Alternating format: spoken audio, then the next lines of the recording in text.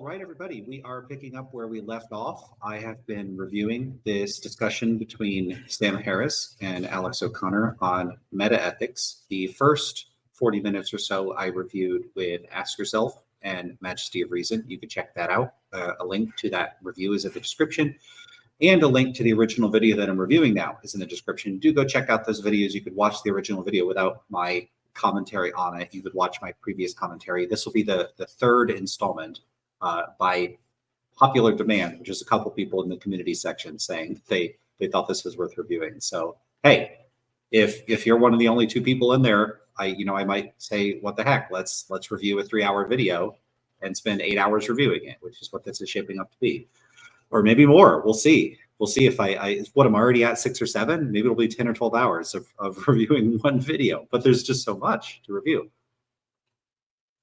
But I've already said much of the preliminary stuff I want to say, so let's just get right into it. Let me know if there's any issues with the volume. Otherwise, I'll just get going. I took it back about 30, 40 seconds just to ease us in. It ended at just about one hour and 11 minutes. So this will just give you a bit of context. So if there's a little rehash of 30 seconds, shouldn't be a big deal.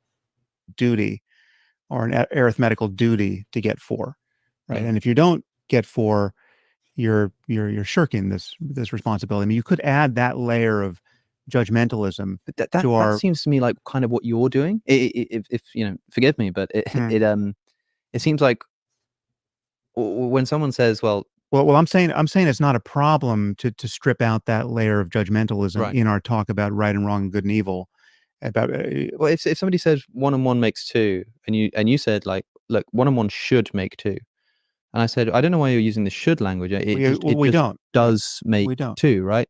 Yeah. And the worst possible misery for everyone is something we should move away from. Whereas I would say, but it's just something that people do move away. Exactly. From. But arithmetically, 2 plus 2 just does make 4. And people just do move away from the worst possible misery, right? Yes. And there is no. It's definitional. If you wouldn't want to move away from it and you want anything, it's not the worst possible misery. I totally agree. But notice how, like, if that's the case, because look at that, we agree on something. We just do move away from suffering. We just do get 2 and we add 1 and 1. If you said to me, again, a little caveat here, nothing turns on it, but this is not pure. It's not a pure pleasure principle. I mean, there's all kinds of suffering we do move toward because they're deep. We recognize that there's deeper happiness and things we want on the other. It's such an irrelevant point to make because it's just not the point Alex is making. Alex's point here seems to be that once you sort of cash out what Harris is talking about, it just sort of bottoms out in descriptive claims. And descriptive claims, I don't know what, maybe Alex has an implied objection here, but descriptive claims don't have any sort of normative authority over us. They don't, it's like, okay, here, as a matter of fact, people tend to avoid doing things that they don't want to do or that they don't like doing. Or if people have experiences that they themselves judge as being the kinds of experiences that, all else being equal, they don't want to have more of, then they will tend to act so as to not have more of those experiences. This account would end up just being something completely trivial, just some trivial descriptive account of the psychology of goal-directed agents that are not totally dysfunctional. It's just, and it doesn't seem like Sam Harris is properly understanding like the point or the problem that Alex is raising here by saying, yeah, well, it's just like these descriptive claims then. Because this is like a tangent. So I don't know why he's saying this.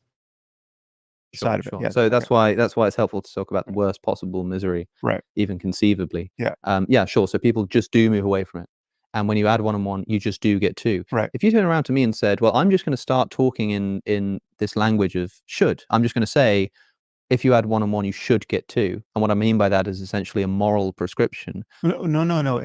Again, I'd find that really weird. The difference. So I think you're taking the wrong end of this thing, or the opposite of what I'm trying to illustrate. I hear you making my point. What I'm saying is that this should talk this ought talk that people think is intrinsic to morality, I think is grafted on in the same way that I'm now grafting on in a seemingly ridiculous way, this judgmentalism with respect to logic. Right. So Right. you're saying that people I'm saying it just is better. people generally do this should thing. If They you're- just add if- the should if factor when they're just someone- talking about the if you description. if there was a button here that we could push at no cost to ourselves Mm. that would reduce the misery of Sam and his freaking thought experiments, all these buttons you could press, these scenarios you could be in, they're not doing the work that I think he wants them to do. It's just, why? This is so unnecessary what he's saying here. human beings on Earth by half. And let's just stipulate that there's no other unforeseen negative consequences that occur as a result of that. But just like consequentially, this is just better. This just isn't getting anywhere, because everything that he's proposing in this thought experiment is completely consistent with what an anti-realist would say about these sorts of things. Because you could just be prompting them to express, to say, yeah, my attitude, I'm in favor of doing that, or I'm against that. They boo pushing a button that causes harm. Yay, pushing a button that would help people. A subjectivist could say, yeah, it's consistent with my preferences to do the thing that you just described that would be good, or it's consistent with my preferences to abstain from doing the thing you just described that would be bad to do. Where good and bad just mean, they are ways of expressing my approval or what's consistent with my values. An error theorist could just be a fictionalist about this. A quasi-realist could give some sort of response to this. All of them could affirm the claims being made, or at least express some sort of pro-attitude towards them. So he's posing these thought experiments as if the responses to them are in some way indicative of a realist account of morality. And it's just, anti-realists could just be on the same page. This is something that I just consistently encounter with realists, where they just present these normative claims and then are just like, but this would be better, or this would be good, or this is what you should do. Yeah. Yeah, sure. What are you trying to get me to do? Are you trying to get me to say I'm on the same side? I would do the same things. I feel the same way. I give the double thumbs up to the same things you do.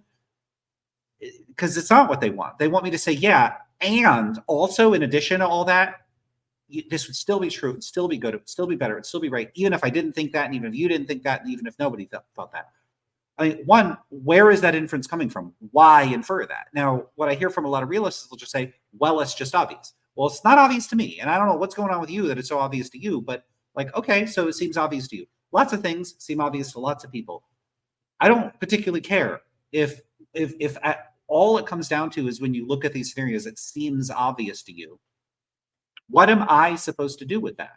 So we have that issue, but then we also just have the issue as though this is presented as though an anti-realist wouldn't just be like, yeah, I agree with you about the practical and applied and the normative and the prescriptive and the attitudinal stuff. I agree with all that.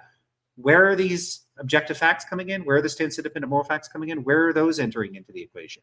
And we're just not getting any cogent account of why that would be the right way to respond to these sorts of scenarios. There's just something strange about it. Once again, it looks like he's not really distinguishing normative ethics from metaethics. Everyone who's miserable gets, much less miserable, and no cost to ourselves, we can push the button. So what does it mean to say we really should push that button right now?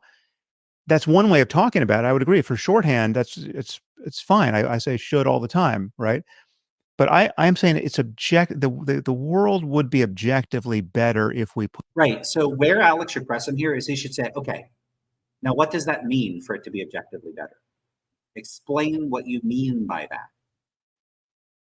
Push that button. And it would be so much better that if someone understood all of the causality here and still declined to push the button, that person would be a moral monster. Right, again, what does that mean though? Is it just a descriptive claim? Hey, I'm stipulating that these sorts of outcomes are what I have in mind by better. And so if a person wouldn't do that thing, then if you would abstain from doing the thing that I've stipulated is what I mean by good is the actions that bring about these consequences. If you would abstain from bringing about a whole bunch of these consequences of stipulated are good, then that crosses the threshold for being a monster. So you're a monster. This is all just, is he just stipulating that this is how he wants to use words? Because if that's the case, what's the dispute here? Yeah, a person that would refuse to push a button that would make everybody happy they would in fact do that, and there would be a lot less happiness in the world. So there's the descriptive facts. And then there's also facts like, I disapprove of that, Sam disapproves of that, Sam thinks most other people disapprove of that. If we choose to use the label monster to describe people that would do that, then I agree, we would call the person a monster, because that's what we've decided that they're called. The same way we could decide if you're from Canada, we're going to call you Canadian or whatever. Like we just get to decide these things. So is he talking about like the verbal sticker that we put on people that meet certain descriptive conditions? So you've got the descriptive facts, and then you have these socially constructed, agreed upon verbal labels we use to append to those facts. Okay, and what other facts are there? So there's also supposed to be these third set of facts, these stance-independent moral facts. What do we need those for? Where do those enter the picture? And why do we need them? What are they explaining? What are they accounting for? Why do we believe in them? Where do they enter the picture here? And I don't think he's going to be able to answer this question. I don't even think he seems to be aware of what the question is.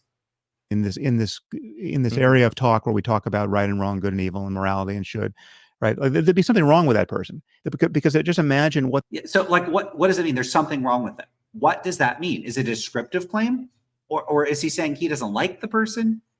What does he mean by something wrong with them here? That person would have to think and say and feel, so as to decline to push that button with a clear conscience, right? Like what if we're talking about Kim Jong-un character, or somebody who might say, well, what is it to me that all of these people are suffering? Mm-hmm. And I kind of like the idea that I like the idea that there's this much of a disparity between my current happiness and so many billions of people who are really unhappy, yep. Right? And so part of my pleasure in getting out of bed in the morning is knowing that my feelings of satisfaction are at some kind of zenith with respect to to all of the background misery that I don't have to take any time to understand, but I know is there, right? So if you're telling me, if you're going to give me this button, not only would I not push it, I would want another button where I could, further immiserate people, right? Well, that's what we mean by evil. That's what and we know the reason why that person is worse off than other people, in my point of view, from my point of view, with respect to the moral landscape, is that we know that to be that sort of person is to almost by definition not be available to certain states of consciousness that we all agree are some of the most important and beautiful and creative states of consciousness on offer, insofar as we can see it. Right now, I'll grant you, there could be some very weird spot on the moral landscape where you get, perfect sadists and perfect masochists, etc. So things could get weird, and there's some description of the laws of nature that would make sense of that. But the crucial point for me is that even if there are other high spots on the landscape that are weird, there are many spots on the landscape that are not high, no matter who you are, no matter what you want, no matter how we tune all the relevant variables. Mm-hmm. It just continues to just sound like nonsense to me. What determines what counts as higher or lower? Like his personal standards? Presumably not, because he's apparently a moral realist. So what makes the standards of the person that wants to bring about happiness rather than suffering, what makes theirs a peak and the suffering like a valley? Like what determines like why we're mapping things in that way? Now, if the reaction of it is to scoff and say, well, obviously the good stuff goes up and the bad stuff goes down, that's the thing you have to argue. That is what the argument is. Why is that stuff up and the other stuff down? Now, just saying, but how could you think of it? I don't think otherwise. I like the good stuff. I like the happiness, and I don't like the suffering. But the issue is, if someone genuinely was a sadist and they wanted to cause other people suffering because they liked it, that person, from that person's point of view, it wouldn't be a peak on the landscape for everyone to be happy. That would be an awful state of affairs, again, relative to their point of view. I don't endorse that point of view, but that person wouldn't be making any factual mistakes about what reality is like. They could agree with Paris that, yeah, if they go about torturing people, it's going to bring about lots of suffering. And then just go, that's what I want. What facts are they getting wrong? The answer is, as far as I could tell, none. They're not getting any facts wrong. So what point is he trying to make? What point is he trying to make other than descriptive claims? Like, we can use science to increase people's happiness. Well, no shit. Of course we could do that. So it's just, there's something profoundly weird about what he's doing here. Oh, wow. I just got a $10 super chat. I rarely get super chats, but I'm certainly going to take them if I get them. This is from Matt Springfield, who says, thanks for your effort in bringing high quality philosophy, psychology in question, and with the question mark to YouTube. I really appreciate the remark. In fact, I'll leave it up here. Thanks so much for saying that. I think it's interesting that you put the psychology in the parentheses there. I haven't brought as much psychology to bear, and I really should. I don't know, I guess it just has to do with, the inception of this channel. What got me started on this channel was seeing people discussing moral realism and wanting to step in and start entering that debate, because I'm a moral anti-realist, and I have, I guess, some unconventional anti-realist views, at least as far as the academic world has gone. I've said this many times. People are tired of hearing me say that. But I also just find a lot of the discourse in the literature a bit concessive. I feel like anti-realists give too much ground to realists. They treat realism as a more plausible and defensible position than I think it is. And I take a stronger stance on the matter. I don't think there are any good arguments for realism. I think it's in an incredibly weak position. I think there's virtually no presumption in its favor beyond the most marginal evidence, which is that, most philosophers are moral realists, even though I put very little stock in that. That comes up in my discussion with Mike Humer. I don't see why we would classify. So I think he's more inclined to take realists and like to take that category as being the important category, the realists versus the anti-realists. I don't. So naturalist realists, to me, that the world they believe in is of marginal or no distinguishable difference from the world that anti-realists believe in.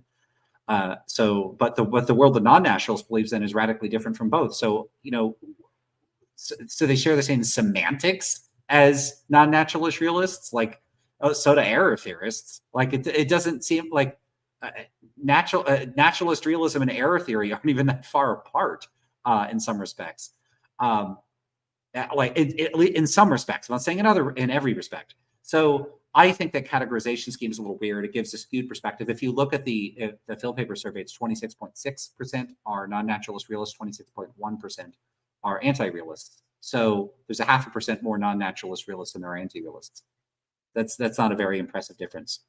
But as far as psychology, I haven't discussed it a lot. I have talked to a few people. You could check my interviews. I interviewed Adam Mastriani. I interviewed Nick Brown, Sacris, Josh Knobe, who does philosophy and psychology type stuff, very interdisciplinary experimental philosophy stuff. So I have interviewed people, but I haven't, I don't have a lot of blog posts, and I haven't done a lot of coverage of psychology. At least part of the reason is just the history, like how I got started, and I've just been animated by this particular, defend anti-realist views and combat realism crusade that I've been on for a while. The other part, I think, is that I think it's harder to do the prep work to discuss psychology. I would have to really sit, what exactly would I discuss? How would I discuss it? There's a lot of pop psychology stuff I could discuss, like myths about psychology. Oh, people say we only use 10% of our brains. That's not true. I could do stuff like that. But if I wanted to talk about my own research or specific issues, that'd be a little tough. I do think it would be worthwhile, though. So it is something to consider for the future. Anyway, thank you so much for that. I really, really, really appreciate it. Question from Pinecone says, has your conversation with Humer been uploaded yet? It has not.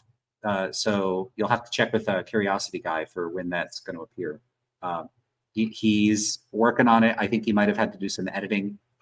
So it'll be out. He wants to get out, he said, in a day or two. It's been a day, so hopefully tomorrow. I'm sure he's busy with other stuff. He stayed up real late working on that. It'll be out on his channel, and then it's going to come out on my channel a little bit after that. All right, might as well address the chat while I'm paused here, and then we'll continue. Travis, you showed up before the video started, but what the heck? I'm in charge here. So you get 1,000 Lance loot. Egor gets 500 Lance loot, and Tony D3 gets 250 Lance loot. All right, JPW has a lot to say. So let's have a look. I feel like Harris is pulling a bait and switch that none seems to be calling him on. He frames his moral system as maximizing well-being, but when pressed to define it, he switches to Surely everyone can agree that we should avoid the worst possible suffering for everyone. This strikes me as a total non sequitur. Unless his point is that since everyone agrees on that, we've trivial established the existence of a single moral fact. Yeah, I think that is supposed to be an intuition pump to get people started down the road that he's on. I don't think it's supposed to like settle the matter or fully flesh out his normative views. So I don't think that's the problem with his position overall, but I do think that that thought experiment is a little strange. I mean, among other things, convincing people that the worst possible suffering for everybody would be bad, even if that shows that that everybody cares about well-being to some extent, it doesn't show that the only thing that we care about is well-being, because a person could still be a deontologist or a virtue ethicist or endorse some other normative moral theory, some hybrid account, threshold deontology. There's all sorts of normative moral views that don't reduce all of what's morally good or bad to well-being that would be consistent with agreeing with that. So, you know, if I said everyone being on fire all the time would be bad, that doesn't mean morality is only about avoiding being on fire. Like, that'd be ridiculous. So the fact that you could set up a scenario like that to demonstrate that something isn't included in our conception of morality for pretty much every person, which even there, I'm not even sure that's true. It probably isn't. There's at least some people, well, it's complicated. I don't need to digress into that. The point just there is like conditional and everybody agreeing that the worst possible suffering is bad. That one doesn't get you realism, because people could think it's bad in a stance-dependent way, or they could think it's bad in some way that could be cashed out in non-propositional semantics or something like that. So there's that. It's consistent with pretty much every type of anti-realism. That's one problem. Even an error theorist can be fictionalist about this sort of stuff. So you say, oh, but I mean literally bad or something, and then they might have an issue. So it's consistent with every type of anti-realism, so it's not going to establish any meta-ethical claims. And then as far as establishing any sort of substantive normative moral claim, what? People would agree that that's bad, so what?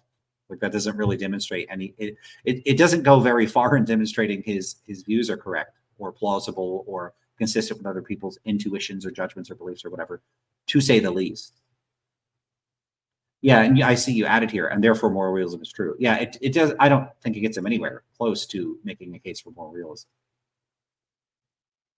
Yeah, and as this Zictomorph adds, look, JP, all stance-dependent creatures hate suffering, thus stance-independent morals. Simple, right? Yeah, so like this is just a consistent issue with realists, is that they'll take cases and they'll be like, obviously realism. And what they'll often do is they'll say, well, if you were subjectivist, you'd have to say this. And they give this really crude articulation of how subjectivists treat, they don't have higher order preferences. They can't do it. They can't handle like standard ways that people would talk. Like just a really crude, flat-footed subjectivism, that's going to be stupid. Error theory makes you say silly things. Non-cognitivism makes you say silly things. And so all these sort of standard views are wrong. That's because all of those standard views are locked in rigid and inflexible semantic views that are a legacy of 20th century analytic philosophy. Yeah, all those views are wrong. You should reject non-cognitivism. You should reject error theory, and you should reject subjectivism, along with rejecting non-naturalist realism and naturalist realism. So those are the big five in the metaethics, realism, anti-realism dispute. My view is reject all of them. They're all fundamentally misguided. They're all operating on the same misguided principles about how language and meaning work. And they all have strange views about claims having meaning independent of context of usage, real weird stuff. So they all are sort of front-loaded with all this, basically, I think, totally outdated, almost pre-scientific views. They might even say, well, the views aren't about science. Yeah, well, I think views about what people mean when they make claims are empirical claims about their psychology and other sorts of facts, empirical considerations. So I think it's quite strange to not treat language that way. And to the extent that you do treat language that way, I don't think it vindicates any of these views. But I've said that many times, and you'll see me say that other times. Okay. In Yinzi says, is Sam a naturalist realist when he thinks the moral facts are reducible to scientific facts about how to best improve people's welfare? To my understanding, yes, it looks like he's some type of naturalist. But you say, I can't make sense of him and haven't read his book. He does seem like a naturalist. Some of the things he says about consciousness seem a little difficult to square with naturalism, but maybe, like, if I had to say what is his position, I'd say with respect to consciousness, he's like probably a non-reductive naturalist of some kind, but I don't know. It's hard to fit him into the standard categories. This is an interesting question. Is aesthetic realism more plausible than moral realism? I don't know. I'm tempted to say yes, but I'm worried that I would be saying it just because it would be fun.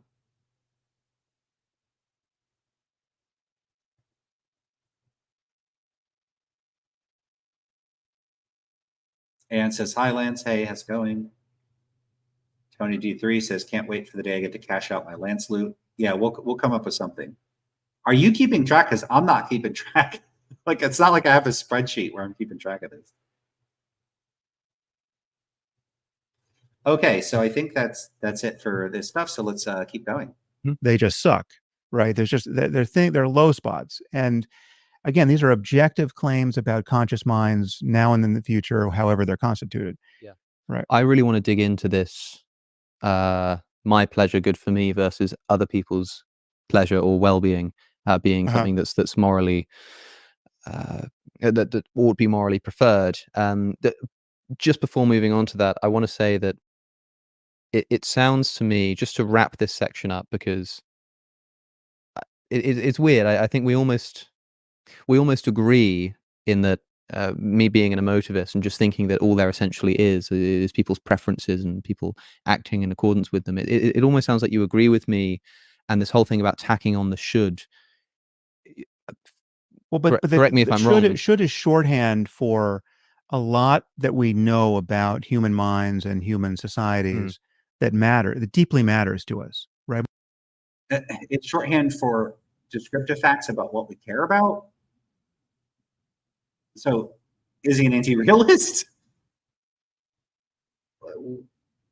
We know should is shorthand for a lot that we know about human minds and human societies that deeply matters to us, right? We know.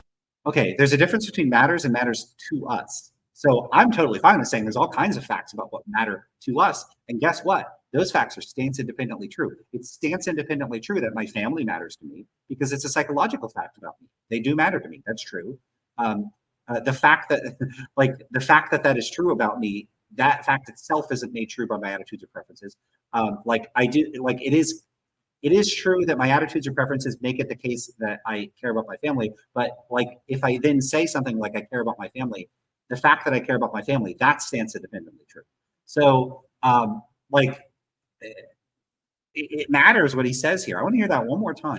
Correct me if I'm wrong. Should is shorthand for a lot that we know about human minds and human societies that deeply matters to us. That deeply matters to us. So I don't think he's like slipping up and being an anti-realist here, but it is telling that he says matters to us, because it would be totally fine to say that there are descriptive facts about what matters to people. I don't have a problem with that. Of course, things matter to people. Things matter to you, things matter to me. But what about things mattering? Like just independent of the degree to which they matter to people. What would that mean? That is what me and other anti-realists typically have an issue with. The idea that something matters independent of it mattering to anyone. That seems super duper weird. When I value people, I don't value them because I perceive that they have the property of valuableness, and then I value them to the extent that they have that property, as if there's a quantity of valuableness in them, almost like conceptual particles. Like it's not mass, it's in this other realm, and there's a quantity of valuableness. They have the property of valuableness, and it's quantifiable. And I perceive it, and then I value them to the extent that they have that value. So the value is in them. I don't think that's how value works. I think valuing is a dynamic relation between agents and the things that are being valued. So I care about stuff. I care about people. I care about my goals. And so to the extent that I care about another person, it's not because they have like value particles in them. They don't have valutons or whatever. It's because I have certain attitudes about the person. That's what I value. The thing being valued isn't valuable in any intrinsic sense. The valuable is just another way of saying it is valued by, or valued by me, valued by you, valued to someone, or according to some perspective. That's a perfectly sensible way of talking about value. It'd be really weird for realists, for instance, to deny that people value things. People value all sorts of stuff, even outside of moral contexts. So that kind of valuing, it looks like realists and anti-realists I think we could get them all on board with that kind of value. Things matter to people. Things are valuable according to some standard. Things are meaningful relative to some perspective. That, I think, is on the table as just totally making sense. The question is there anything else? And I don't understand why realists think we need more than this. Like that this is somehow inadequate. To me, there's something almost quasi-theological or religious about it. It's kind of like people that are like, without God, nothing would matter. It's like without the facts being true in some transcendent sense, then they wouldn't matter. It's real weird. Oh, I got another. Wow. Okay. This is like, I've never had two, I think, in one stream. So this is from Mason Colbert, another $10 super chat. Thanks so much. This is awesome. I don't know. Has there been some, maybe people really want to see me critique Sam Harris, but in any case, thanks so much. Thoughts on moral abolitionism. Personally, I favor this position because I think moral language needlessly confuses and obfuscates debates, which are fundamentally economic, social, and political.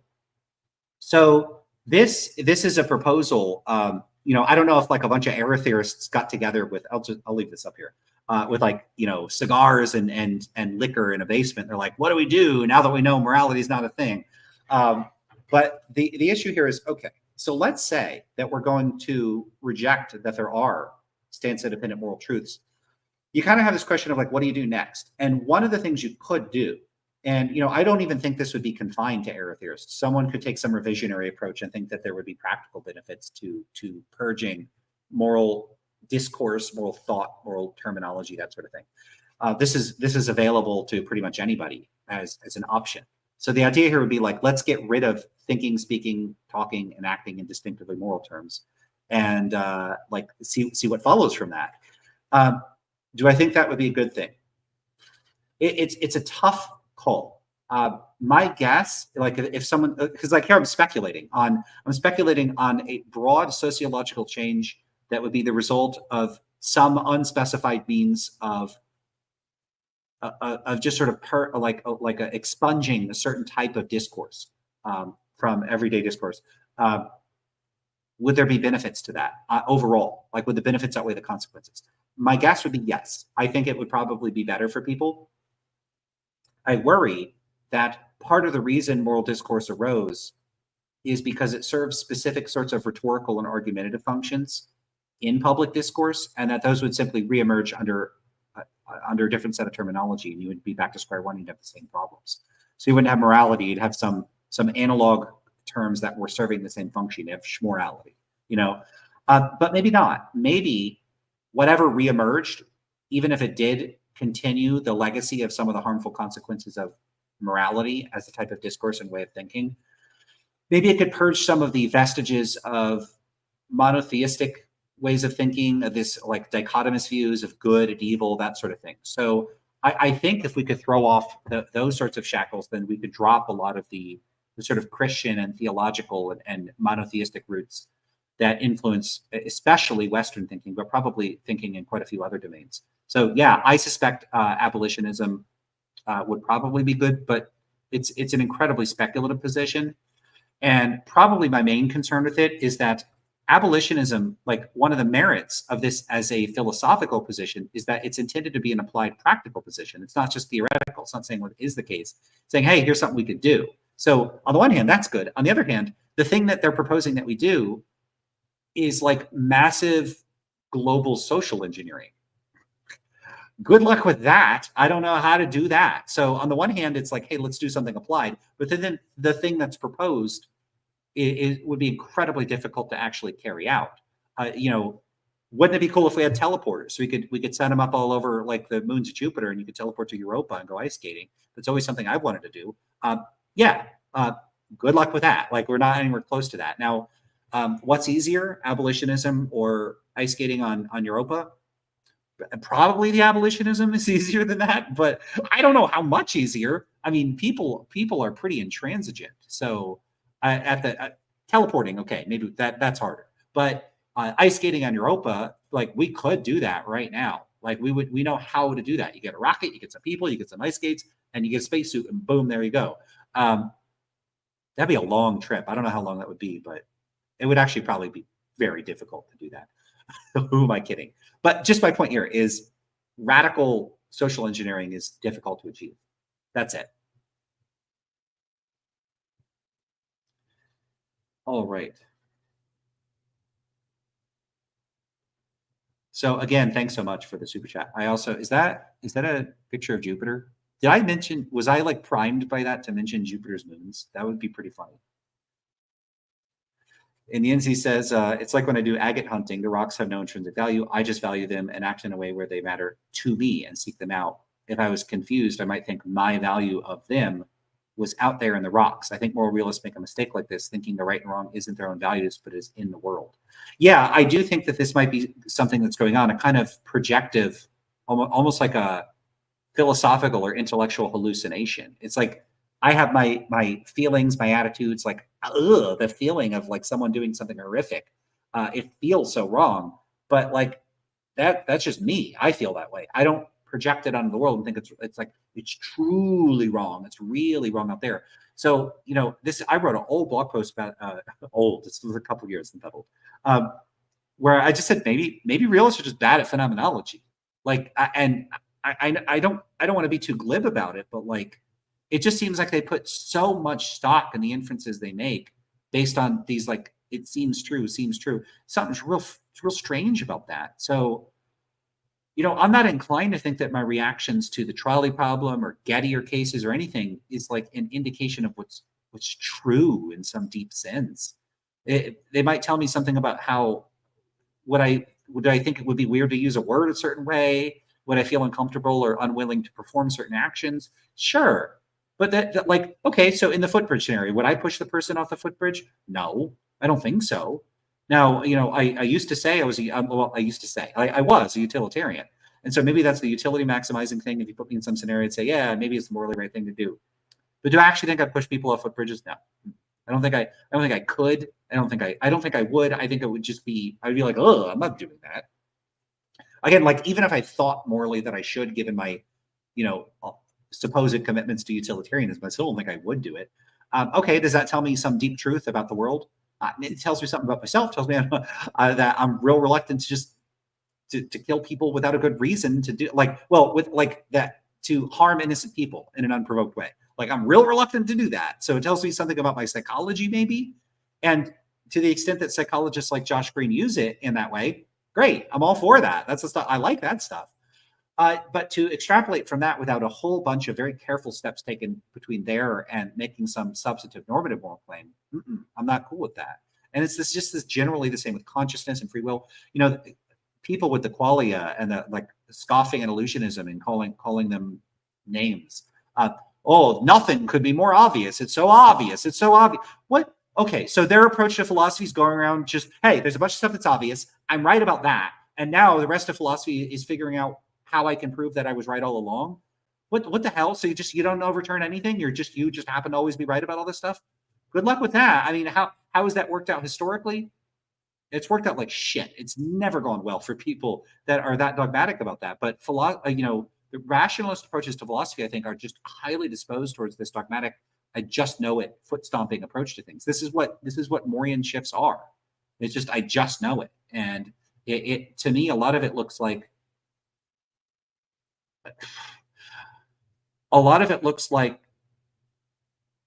a lack of caution due to failing to temper one's introspections, phenomenology, experiences, intuitions, judgments, beliefs, attitudes, dispositions with an understanding of psychology that, for studying psychology, it just made me so cautious, so worried about where I could be going wrong and how my thoughts, could be misguided about things. And so, I try to walk a more careful path with understanding that my approach to philosophy involves using a particular instrument. My mind, my brain, whatever you want to call it. Oh, Len said mind. It's a non-physical thing. Got him. That's what I'm using to do this stuff. Well, this thing, we don't know exactly how it works. And whatever the outputs in terms of like what I type or what I say, that's all mediated through a bunch of inscrutable, but it's a big old black box where we barely know how any of it works. So if I'm not careful, I don't know if it's like, would you trust a calculator if you didn't have some way of independently testing whether it worked? I'd be very cautious about that. Now, if I trust my senses because like when I use them, things generally go my way. I'm able to avoid walking into walls. I'm able to eat food that doesn't poison me. I'm able to avoid things like if I hear a sound, I could figure out what's going on. If I hear a fire alarm, I could get out of a building. So like to the extent that I use my senses, they've been like the world has corroborated their efficacy over and over and over. When a philosopher has this a prioristic intuition, like let's say you have an intuition in a Gettier case. Yeah, okay, so stop clock, not a case of knowledge. But maybe if your judgment was the result of a reliable cognitive process, that would be an instance of knowledge. What test can you do against the world to find out if you're right or wrong about that? The answer is none. That's just not how these. And philosophers say, yeah, we're not even in the business of doing that. So don't even try to tell us we have to pass those tests because that's not what we're doing. Okay, so you're not doing stuff where you're testing against the world. So you're testing it against what? Just other intuitions? So you're just trying to get all your intuitive ducks in a row? Okay. And now what? So now you've ordered the way that you would say certain things. To me, it just looks like someone organizing their mental bookshelf. Okay, but that doesn't tell you anything about what the world is like. If a person in a pre-scientific world didn't know anything about germ theory or the theory of evolution or plate tectonics or how rockets work or whatever, they didn't know anything about the periodic table, they could reorganize their pre-scientific bookshelf all they like. It's not going to give them any deep insights in the world. You want to understand the world, you got to interact with it.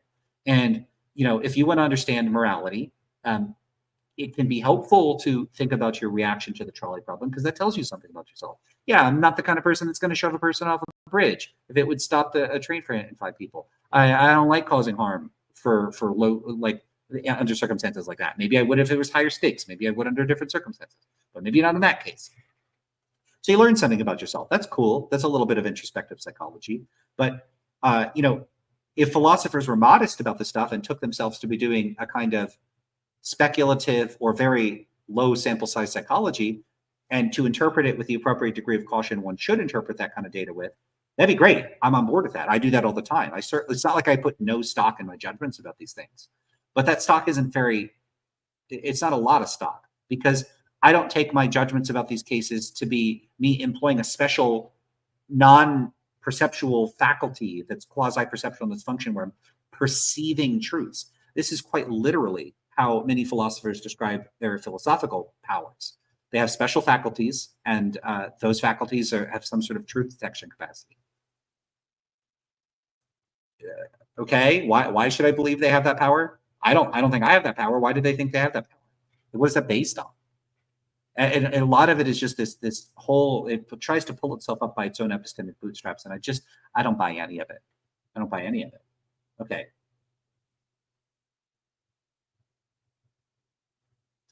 Yeah, this is a fun question. A teleporter would actually kill you. Yeah, so this is referring to an instance where, like, you step into a teleportation machine, it scans your body, it breaks down all the particles in your body, and then because you have an exact copy, you're basically an exact copy of you is like 3D printed in another location. And the question is, do you die and that's just a different version of you, or are you preserved? And it has all your memories. It's exactly like you. It would be like you step in one teleported and you come out the other side and you're like, yeah, that's still me, and you just keep going on your day. Is that still you? It's funny because some of the thought experiments that would pitch this to people would have subtle ways of biasing people. Like they would say, oh, well, the replica or the copy. And it's like, well, now you're implying that it's not the original person. So it's so funny that philosophers, they'll give thought experiments, but they don't have the kind of training that you would get from studying psychology of learning how to avoid ambiguity and misleading participants in these studies. But you would think philosophers and psychologists would avoid that kind of ambiguity and misleading language, but they very frequently don't.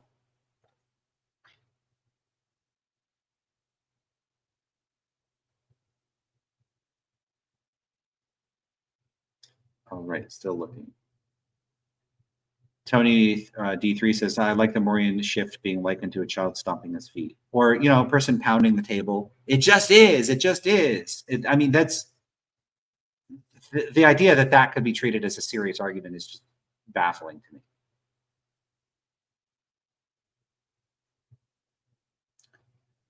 is it?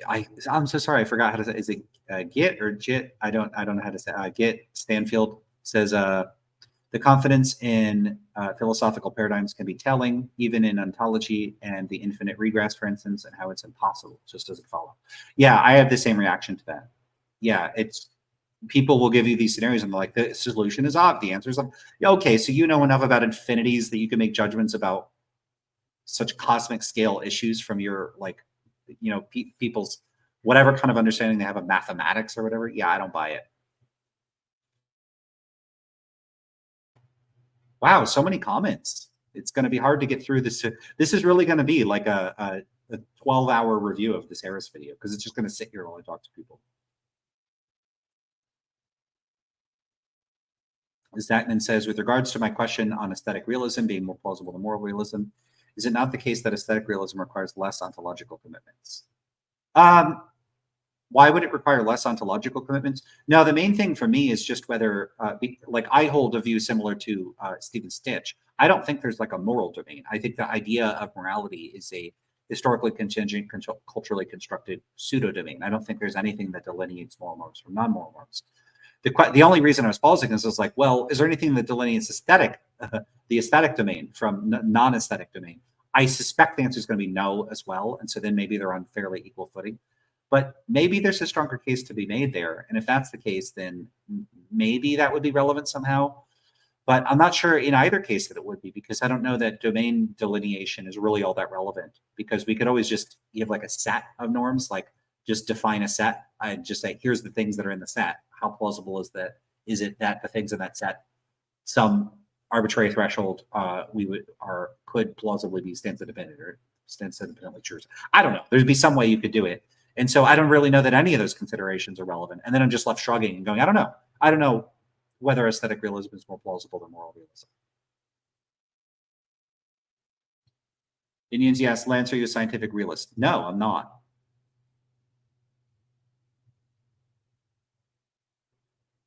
Okay, another comment from Stanfield. Perhaps this is restricted to apologetics, so probably not the same, but it's the first thing that came to mind in terms of putative philosophical things. Oh, right, so that was related to the other remark you made. Yeah, no, but I've encountered this myself. I'll run into people that will give arguments for God, and they'll take some premise like, these guys, so like one of the ones is like the universe couldn't have existed for an infinite amount of time, or like couldn't go back to infinity. Sure could, why not? I haven't seen any convincing reason to think that it's just not possible.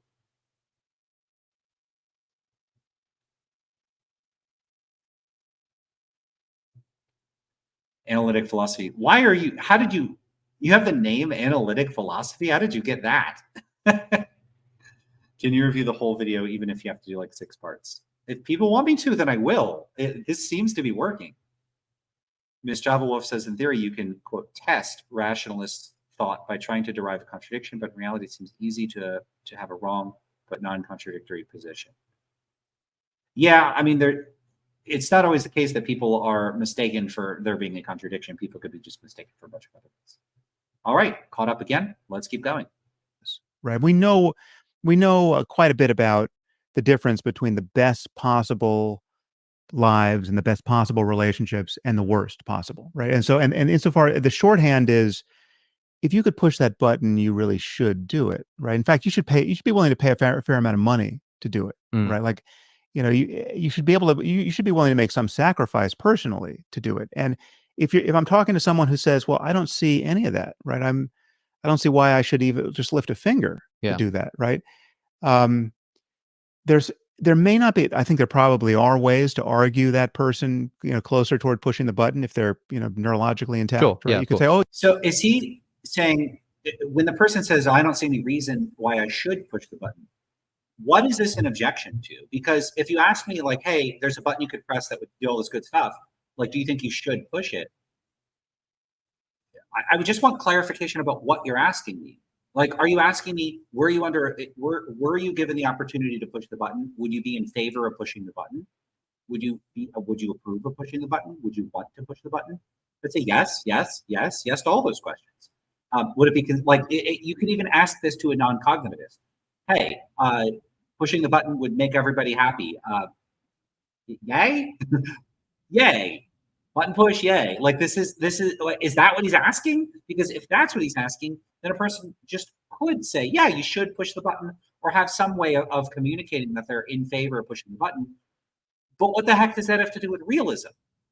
Conversely, the person saying no, what are they saying no to? Are they saying no, I don't think you should, independent of your goals or values? Or are they saying, no, I wouldn't want to push the button, I'm against pushing the button, I don't care about pushing the button? It's like he's not disentangling the meta-ethical question from the normative question.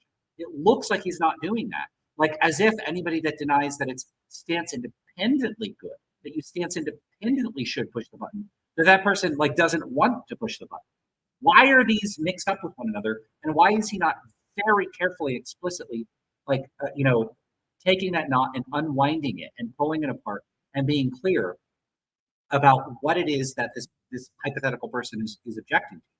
Are they objecting to the meta-ethical thesis only? Are they rejecting the normative thesis? Are they rejecting both? What exactly is this hypothetical person rejecting? Because it's unclear from this. It's like underdetermined by what he's saying, what the person's attitude or beliefs or thoughts are. If they say, why should I? Why should I? I don't think I should. Normative claim, meta-ethical claim, or both. How is this, again, I don't understand how professional philosophers, they don't seem to be seeing the problem. Just disentangle. Just disentangle. Hey, do you think you should stance independently? Or sorry, do you think you stance independently should push the button? No. Are you in favor of pushing the button? Absolutely. Would you push the button? Of course I would. Yeah, I would sacrifice. I'd pay $1,000 to push the button. I would love to do that. Yeah, I'm all in favor of it. But you don't think you stance independently should? No, but I would do it because I'm in favor of that. What the hell's wrong with that person? Nothing, right? Nothing's wrong with that person. They just don't believe in the realist metaphysics. What the hell is the realist metaphysics even doing there? You just don't think that you should do it even if you didn't want to. So what? But then that means you think that if you were a sadist, then you shouldn't push the button. What do you mean by shouldn't? Are you saying if I were a sadist and I actually wanted everybody to suffer, that then I wouldn't want to push a button that would make it the case that everybody was happy and wasn't suffering? Don't you agree with that? Because that's trivially true. In other words, okay, you're a non-naturalist moral realist. You think well-being is good, suffering is bad. You don't agree with the rest of Sam Harris's views because you're not that reductive about it. Whatever else your view is. Or maybe you do agree with it. Maybe you're utilitarian. Whatever, it doesn't matter. You get this. I tell you about this. The sadist. So the sadist, they say, hey, I don't want to maximize utility. I don't care about what other people's well-being. In fact, I think their well-being is bad. I think it's bad in other people. Well, I don't like it. I want them all to suffer. Now, if I said, hey, do you think that person wants other people to suffer and they don't like their happiness and they consider it desirable to bring about their suffering? The answer is obviously yes, because I just told you that. Like, assuming I could stipulate what's true here. Yeah, that's just trivially true. So when realists try to make the anti-realist look like they're some kind of insane evil maniac because counterfactually, if they had a different set of values, then they would favor those set of values. What the hell are they trying to show? Because they're committed to the same damn thing. If counterfactually, if the realists had a different set of values or beliefs about what the stance independent moral facts were, they would have a different set of stance independent moral beliefs that they currently think are terrible. Or if they had a different set of values or preferences, they would have horrific values and preferences. So what? Why does that matter? It's like they want to like bring the realism back through the back door. Like, but if counterfactually you were a sadist, then you think that being a sadist would be good. And so that's implausible. Sadism could be good. But they're not committed to thinking that if they had different values, there would be the stance independent facts would be different. And so it really truly would, like in the way the realists say really truly, like it would stance independently be good to torture other people. They're not committed to that. All they're committed to thinking is that if they approved of some other stuff, they would approve of some other stuff. So what? Like what do realists think that they're demonstrating here? That moral truth could be radically contingent. Okay, so what? So I've never heard a good explanation of why that's such a problem. Oh, did you consider the fact that there are people who you know who might be miserable right Yeah. now, whose misery would be reduced, and there are people who you might meet tomorrow, who you might fall in love with, that Mm. you know, your future wife who's out there, who you're Mhm, going to meet mhm. 6 months from now, she might be in a depression right now, and you could alleviate that. There are ways to triangulate on even the most obtuse uh, person, but no, but there are people who will have essentially kicked themselves loose of any rational conversation about that we want to summarize with words like should, Mm. and then they might pretend to be, you know, a Pretend. Yeah, so his opposition are a bunch of liars. He says this in the moral landscape too, that people that disagree in a certain context, he suggests that they're not sincere. I don't know why he does this. His opposition is very frequently sincere. I'm sure you can find some insincere people.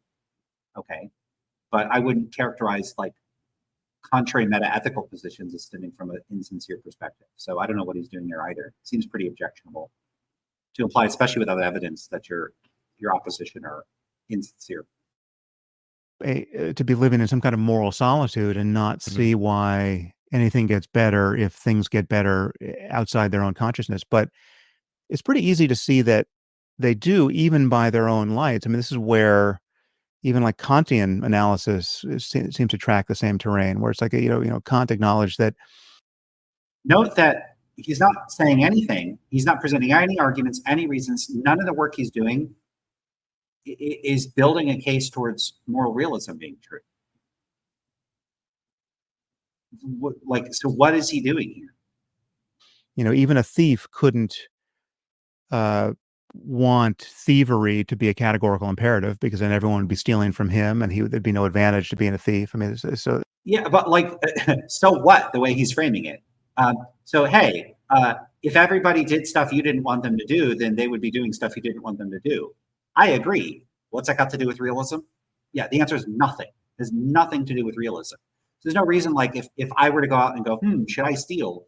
The fact that if everyone else would steal, that would be a worse state of affairs. So what? Okay. What does that mean? I shouldn't steal?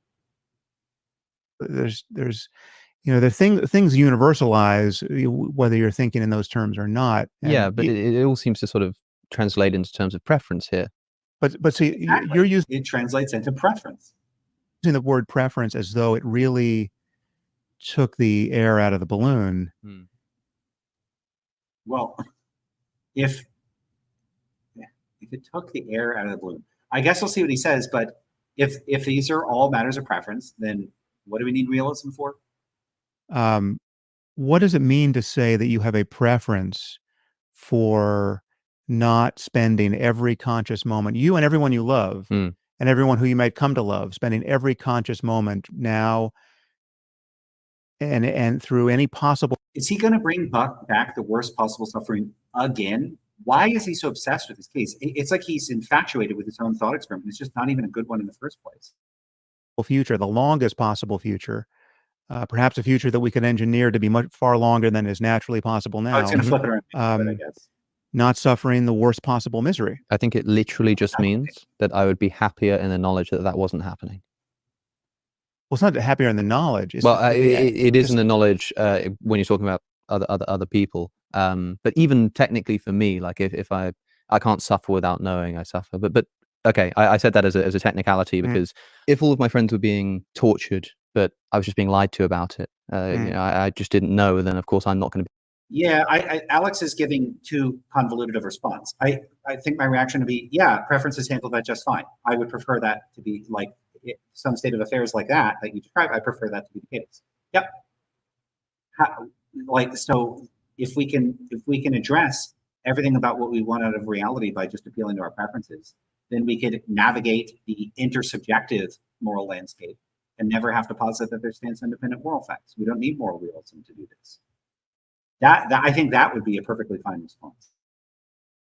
Be any more upset for that. That's just a sort of technicality that I'm making. But presuming that I'm correct about what I know about the world, like you're asking, what does it mean for me to say that I would prefer not to just suffer immeasurably for the rest of time? What it means is that I would be happier if that didn't happen, if that weren't the case. I think that is Right. literally just what. Well, that's circular because happier means imports the notion of preference. Yeah, it's circular. What?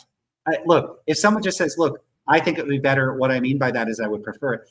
It would be a little weird to accuse them of circularity because they could just say, "Sure." So sometimes I use words synonymously, but like, what's the problem there? There's not like an analysis on offer here where they're like going in a loop, but they're not addressing some problem or question.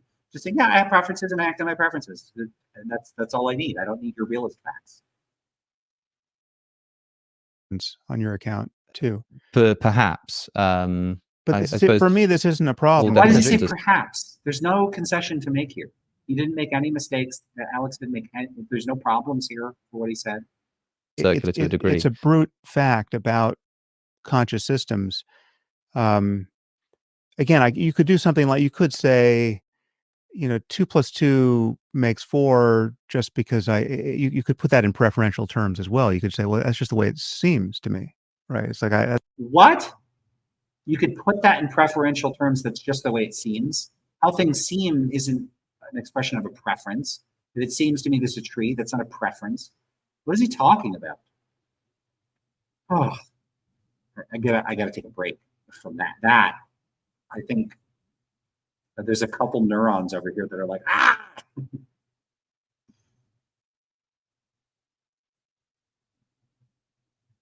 And asks, is Alex still an emotivist? Well, this was 6 months ago. I haven't heard anything since then, so I don't know if he's still an emotivist or not.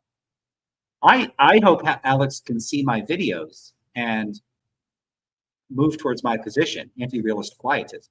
That's what I think would be great. Yeah, I saw that. A brute fact, so Stanfield says a brute fact about conscious existence. Yeah, who knows? I don't know who knows what he means by that.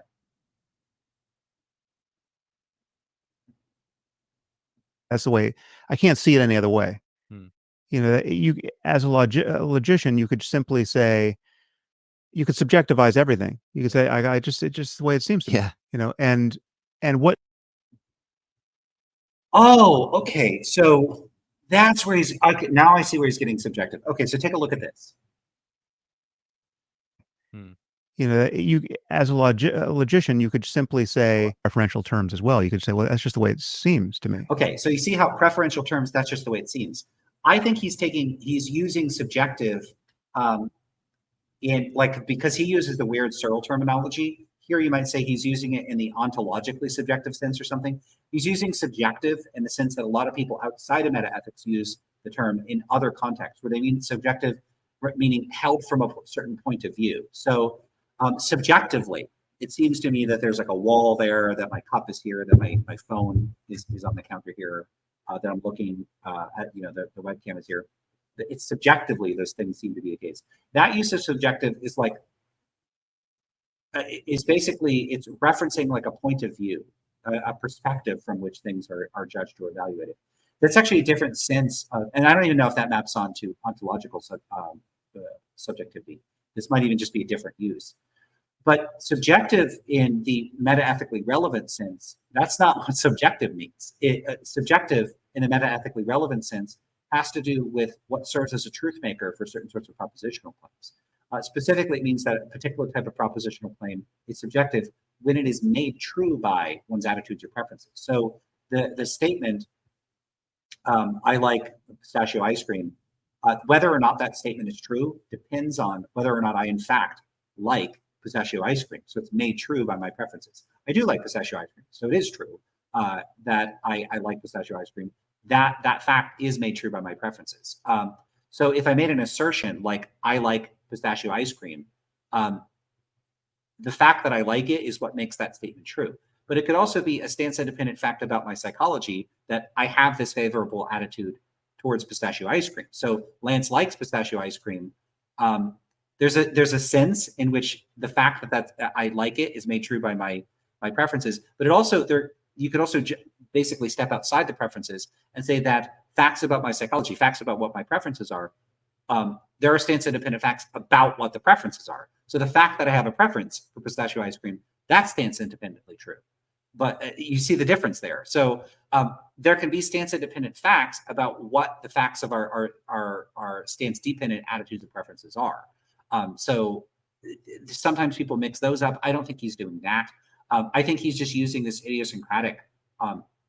Sorry, I take that back. He's not using an idiosyncratic use of the term subjective. He's using a non-technical colloquial term. It's actually not idiosyncratic at all. So it's the opposite of what I said. It's very much not idiosyncratic, but he's using the colloquial conception of subjectivity in the context of a discussion ostensibly about metaethics, where the term subjective has a specific technical usage in that field. And so it's a little sloppy and weird to start using the colloquial term.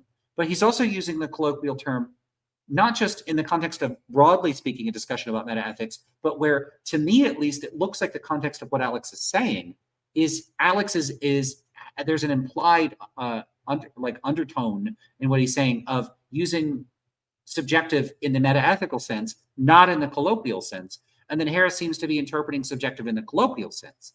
So again, it looks like Harris isn't tracking that this is a metaethics discussion. And he's not understanding the terminology, he's not understanding the concepts, and he's not understanding what Alex is saying or what Alex's point is. So once again, it looks like Harris's ignorance of the field of metaethics is depriving him of the ability to meaningfully engage with Alex at all. To me, at this point, an hour and 20 in, my evaluation is that Sam Harris is so totally confused that he's almost incapable of having a conversation with Alex. It's like he's talking past him. And he's just, talking points are just bubbling up out of his unconscious because he doesn't know how to engage meaningfully with what Alex is saying. That's what's going on here, I think. I'm not saying that to be rude or mean or insulting. I think that for whatever reason, he dove into a topic that, let's just be real, it doesn't appear like he knows shit about it, and doesn't appear to have learned anything about it in 15 years, which is even worse, and is just continuing to say all the same things. He just seems like he's recalcitrant, and it's like no one can enlighten him on the matter. No one can get through to him and say, like, dude, you don't know what you're talking about. Like, it's not like you don't have, whatever you think of him, you could be critical, you could be a fan. That I'm not addressing any of that. I'm just saying, in the context of this conversation, my evaluation as a person that has some degree of understanding, I'm not going to say I'm the world's greatest expert or anything like that, but with some understanding about ethics, this looks like it looks like a conversation between Alex O'Connor, who knows a bit about ethics and is trying to have a meta-ethical conversation, and Sam Harris, who has everything tied in knots in his head, doesn't understand the topic, and is barely capable of even marginally responding to what Alex is talking about in a somewhat relevant way. He's just out of his depth here. He just doesn't know what he's talking about. And so it's hard to even say that his thoughts on metaethics are wrong, or that he's not good at thinking about the topic, were he to he just doesn't know what he's talking about. It's real weird. What's weird about it is that it's persisted for well over a decade now. We're going on 2 decades. Because the moral landscape was at 2009, 2010, something like that. How does he not notice that he's confused about this topic? Like, really, really confused. And what's especially weird about it is he's super confused, and he thinks everyone else is confused. And he's got this whole just an armada of examples and anecdotes of like people people that email him, or people he met at a conference or some event or talk he went to. Yeah, okay, sure. You ran into a bunch of people that said dumb and inconsistent and silly and outrageous things. Okay, what's that got to do with there being objective moral facts? I could tell you about all kinds of people that said all kinds of silly things on the realist side of stuff, but I don't typically use those people as representative of like what analytic metaethics has to offer with respect to arguments for realism. I will complain about it. I wouldn't have any problem with Harris saying, hey, tons and tons of people that go around saying they're relativist and then saying they're indifferent or ambivalent about, genocides in other countries, and that's bad because we should be trying to stop those, and we should be trying to help people in other countries to what I'm not going to get into his views on the matter, but I understand that if people are making claims in a lot of the areas you're in where they're like insensitive to or don't seem to care about horrific acts of suffering, on like by saying they're a relativist. Okay, yeah, that's bad. I'm with them on that. I'm not cool with someone just saying I'm a relativist to the people in the country over there. They just want to start massacring people. Who cares? yeah, not cool. But like, okay, what's that got to do with realism and anti-realism? That's just a person telling you about their normative moral views. It's got nothing to do with metaethics. So it's real weird. Oh, right. Got quite a few comments. So Anne says, were you supposed to chat with him? I think I mentioned Alex O'Connor. No, I haven't interacted with Alex. So I'd be perfectly happy to have a conversation, but we've never spoken to my knowledge. I don't think so. Pretty sure we haven't talked.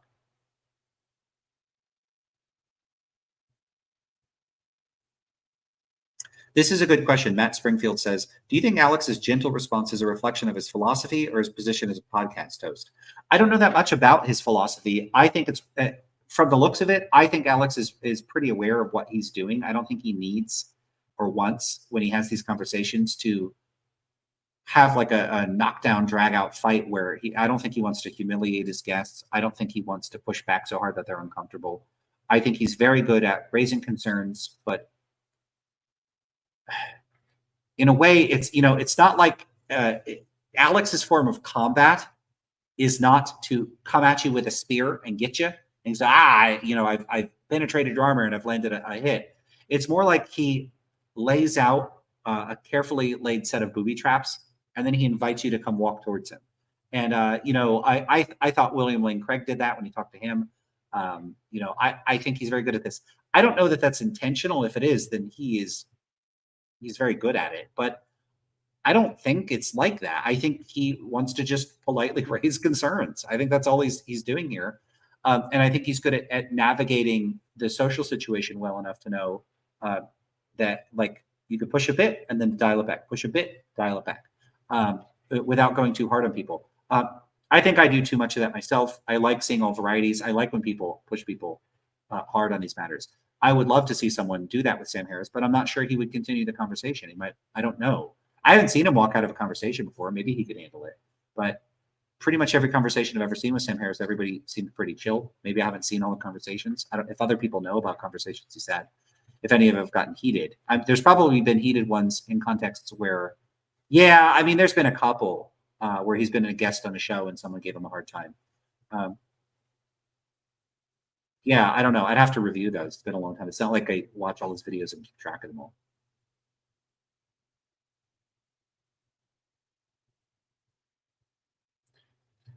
And Yinzi says, who's the best advocate for moral realism? Harris is insufferable to watch and makes no sense. Are there any coherent realists to react to? Coherent? So technically I endorse the unintelligibility thesis. So I do think, like, technically speaking, non-naturalist realism, Harris doesn't even seem to be a non-naturalist realist. I think that's unintelligible. But as far as like general coherence and totally saying things that make sense, I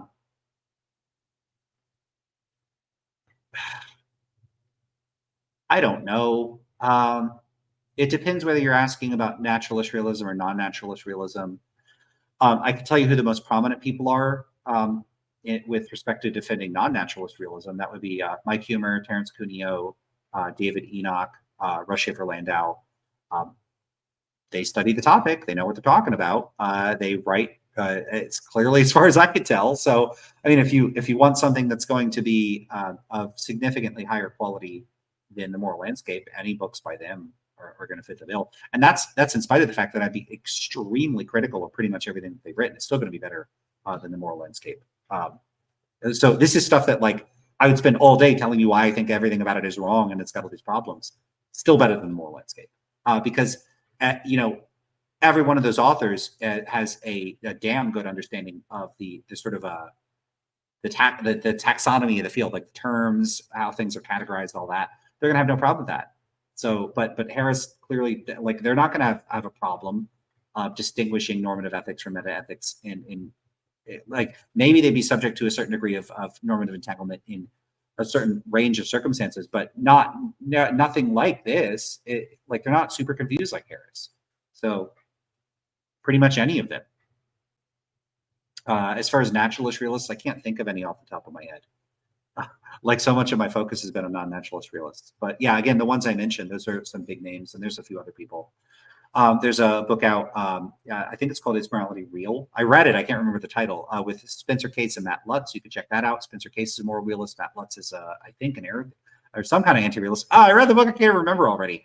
But they have a book that it actually kind of alternates between stuff that I thought was a bit more technical, but some of it is more accessible. So in that book, they lay out their respective cases. The book makes sense. So that's a perfectly fine book to check out if you want to see a back and forth between a realist and an anti-realist. Check that one out. As far as like the best advocate, that's a tough one. Like the number one best advocate. I don't know. Anne says I miss the older, feistier Alex. All right.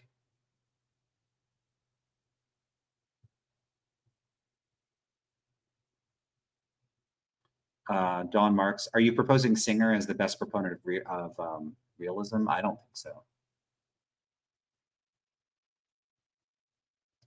Indus says, why didn't you have an issue with them using the word suck? I understand that the truly suck being questioned, but suck itself can also smuggle in a lot of presuppositions, can it?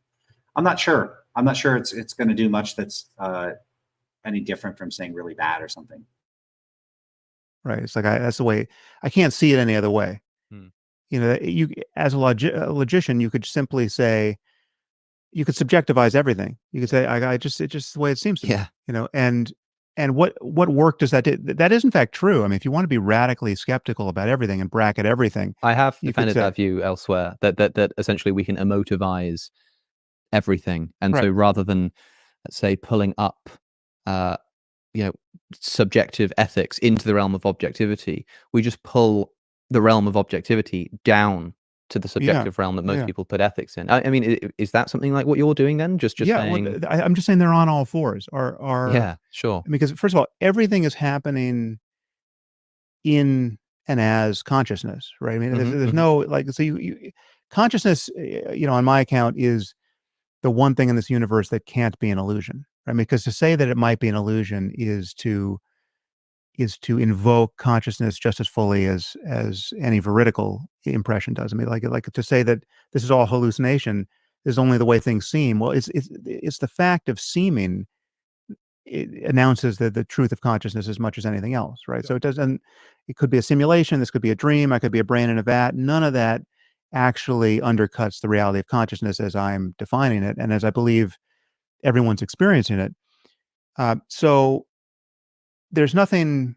I mean, if you're going to keep pushing this analysis further and further, and depriving our terms of the gravitas they seem to have in ordinary language games, you are going to wind up with something like a radical, mystical skepticism that privileges consciousness first above everything else, and only admits the seemings that seem to have pragmatic utility in physics or in medicine or in economics or in morality.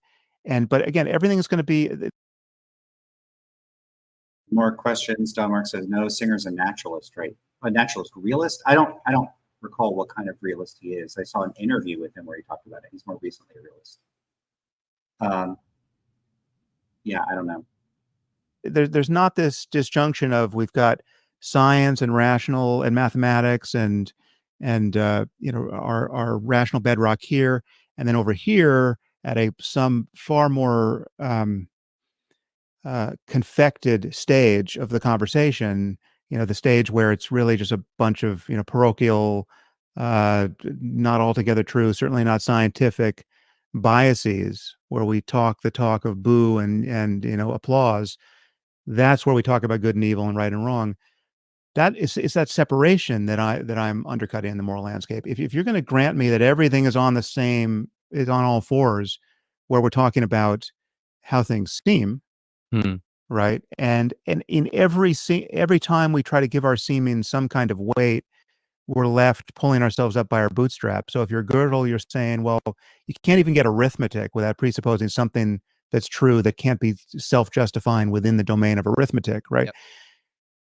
If you're going to grant all of that, and you're going to at the physics conference, you're going to say, yeah, well, we just happen to want the way we feel. It's our preference to understand the behavior of matter and energy, but we can't really say that's really physics. Maybe there's a totally different physics, right?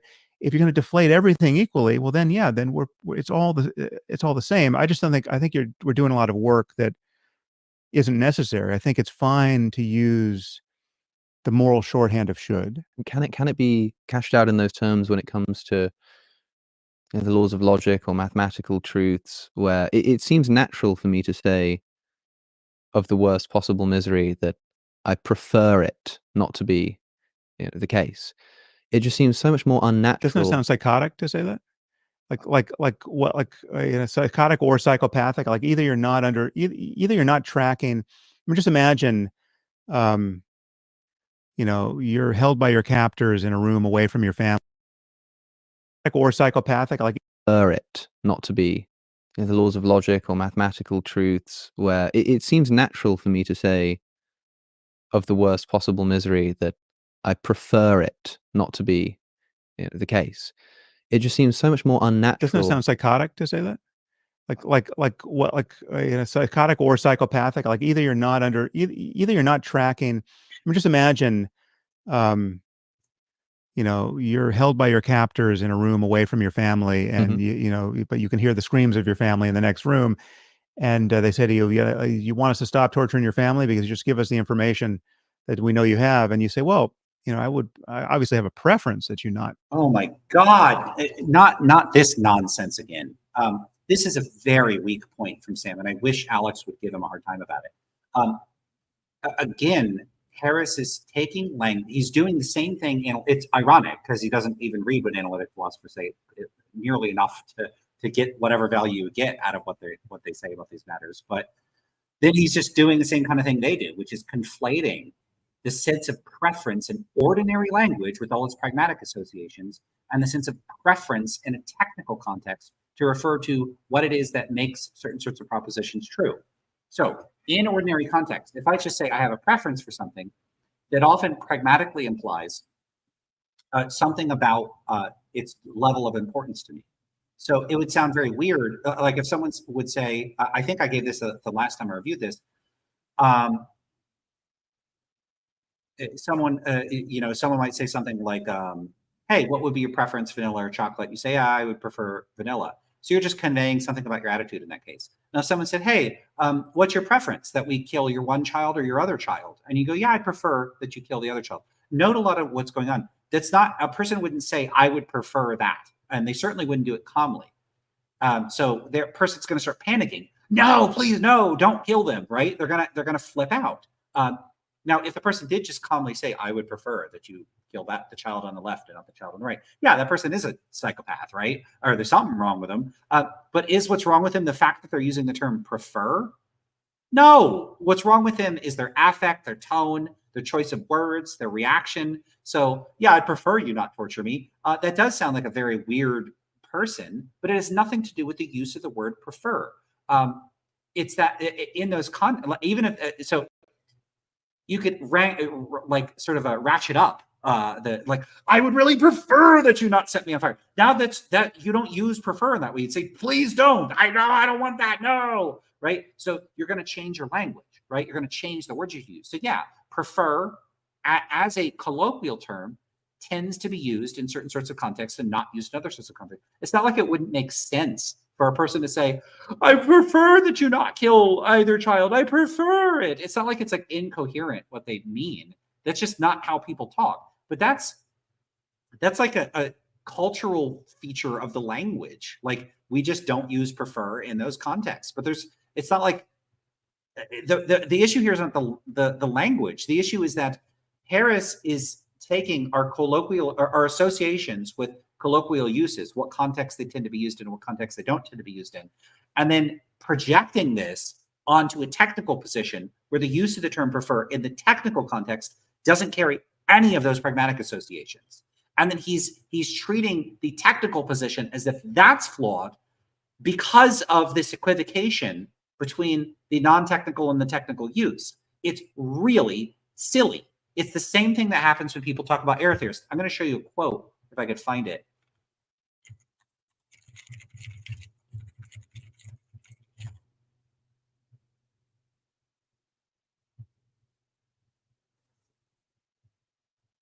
Give me a second.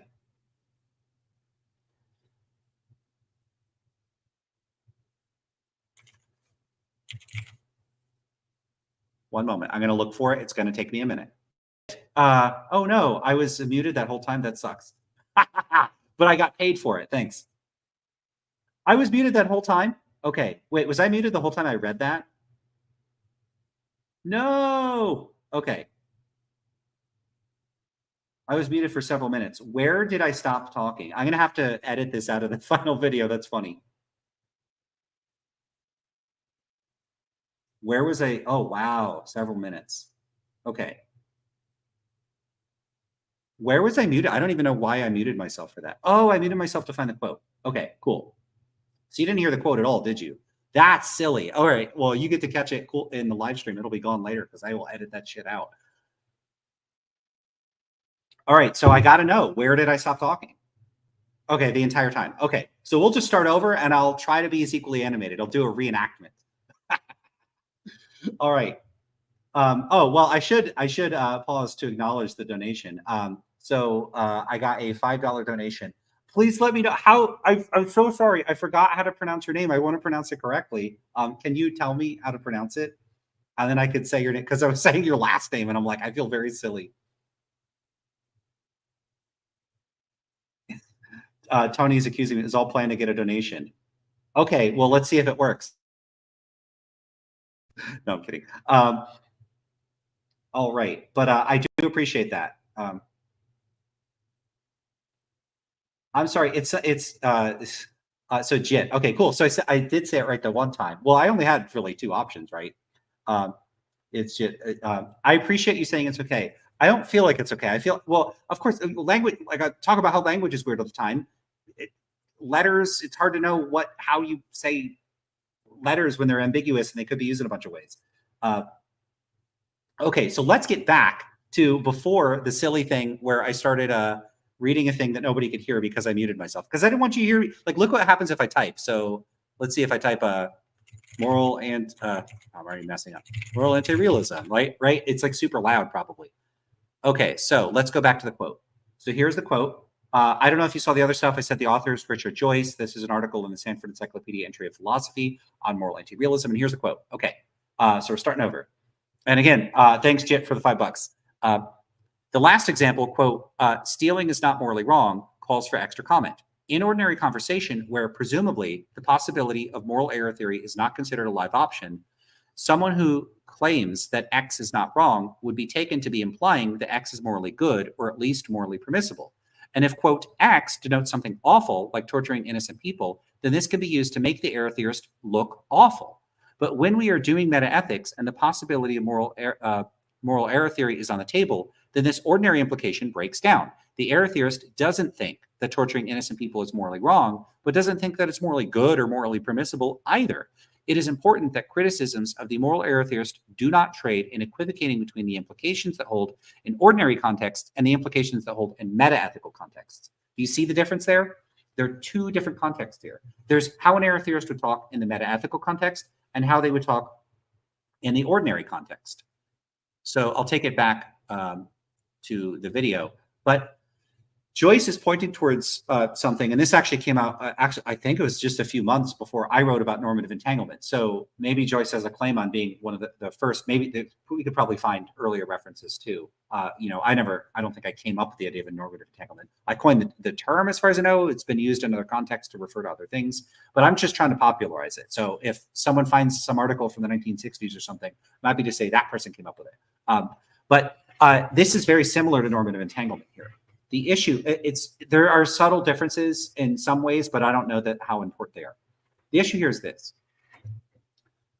A term like prefer, Alex is using it in a certain technical context, and it's being used in a meta-ethical context to refer to what makes certain propositional claims true. They're made true by our preferences. That use of prefer is only being used in those technical contexts where meta-ethics is on the table. That's what we're discussing. In ordinary discourse, the word prefer has an analog to the word prefer in the technical context. They might as well be different words. There's like prefer _ T for the technical use and prefer _ C for colloquial or common usage. Now, were a person to use prefer C, the common usage, in the technical sense, it would sound, if they were to use the technical term, prefer underscore T in the common usage, it would sound really weird, because they would end up saying stuff like, someone's like, I'm going to torture you and your family. And you're like, I would prefer that you not do that. You're going to sound super weird. You're going to sound like the android in the Prometheus or something. You're not going to say, this sounds super unnatural. You sound like something wrong with you, because there probably would be. It's not like anti-realists, because they speak in a certain way in technical context, import all the technical language into their everyday discourse. That'd be really weird. So the problem here is that when people are criticizing what anti-realists say in meta-ethical contexts, they trade on prompting their audiences to equivocate between what is being conveyed in the technical context and what would be pragmatically implied in the colloquial context. I'll give an example. If an error theorist is at a conference and someone asks them, hey, you're an error theorist, right? Yes. Okay. So just technically, just so we can make sure, you agree that it's not morally wrong to torture babies for fun. They would say, yes, I agree. It's not morally wrong. Okay. Does that tell you anything about their attitudes about baby torture? No, it tells you nothing. They're just making a technical point. It's just, there's no reason to be concerned about that person. Okay. So now you take your children to a daycare and you're a little worried after hearing me or something.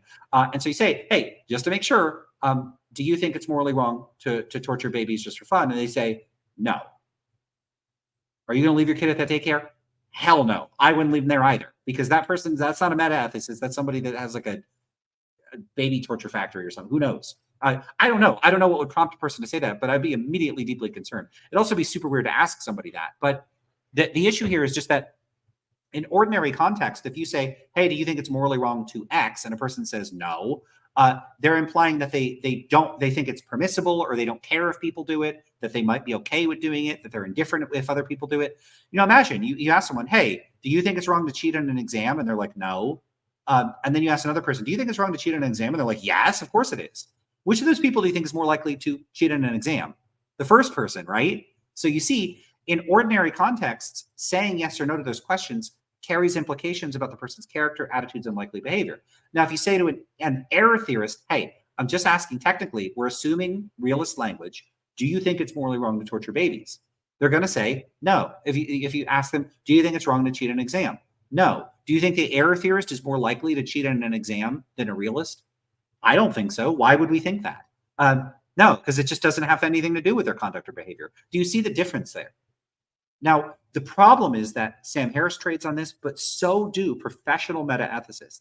They trade on this equivocation between ordinary language with its pragmatic associations and the technical language by making it seem like, by implying that error theorists and subjectivists and non-cognitivists have like reprehensible moral views. They'll say these views are insane or they're absurd. What I want people to do when they engage with realists is say, what is it that the subjectivist is committed to in this context? So, the subjectivist has to say that if someone else thinks it's okay to torture babies, that it's good for them to torture babies. Okay, unpack it. Unpack the analysis. What is the subjectivist committed to in that context? All they're committed to is, hey, people that approve of torturing babies that say things like, it's not morally wrong for me to torture babies, mean to say that they approve of torturing babies, and they do approve of torturing babies. In other words, they might as well just be saying people that approve of torturing babies do in fact approve of torturing babies. That's trivially true. And that's all an appraiser relativist is committed to.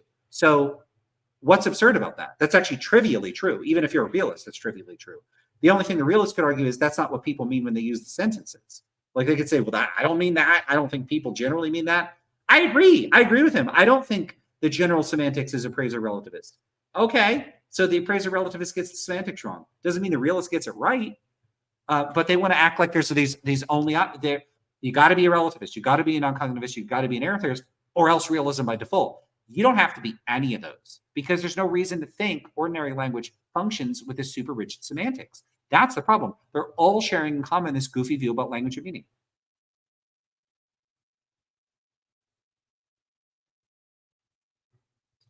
Oh, right. And Yinzi says, is this normative entanglement? It's similar. So normative entanglement specifically refers to instances in which people are conflating or bundling normative and meta-ethical considerations together to give the false implication that in virtue of someone's response to an ostensibly meta-ethical question that they have reprehensible moral standards or bad character attitude, something like that. So it's a specific form of a broader conflation. I don't have a term for this yet, but there's some sort of equivocation that philosophers employ between technical uses. So the technical language is supposed to strip out the colloquial aspects of language, the connotations, the pragmatics, and just be like this purely semantic thesis that could be cashed out in very formal terms. They rely on equivocation. Again, this doesn't have to be intentional. I'm not saying Sam Harris is doing anything intentional, that anybody else is doing this intentionally. I think philosophers are what I think is actually going on is they're using bad methods, they're confused about language, and they're making honest mistakes. That's what I think. I don't think that it's malicious. I mean, maybe some people are malicious sometimes, but I don't see malice here. I see confusion. At least, again, that's my judgment.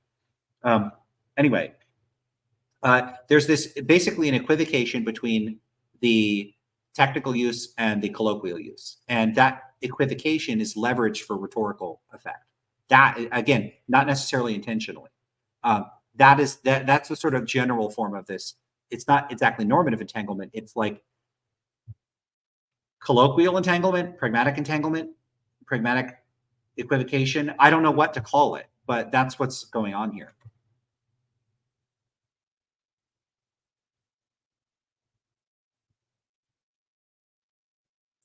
Lance, that is an empirical claim about error theorists. No, I would imagine error theorists might be less likely to follow general moral norms. It's an empirical claim. I don't think they are. I mean, they could be, but it's not like they're a bunch of raving psychopaths. Like maybe they're nonconformist or something. And that wouldn't be that surprising. So maybe I should walk that back and say, okay, so if a person's going to be an error theorist, they make up about 5 or 6% of analytic philosophers, at least respondents to the Phil paper survey. So these might be people that's going to probably correlate with holding like nonconformist views. So maybe they have somewhat unconventional moral standards. But I see no reason to think that they would be especially inclined towards the kinds of things that are implied about them, like that they're cool with baby torture. That's just silly.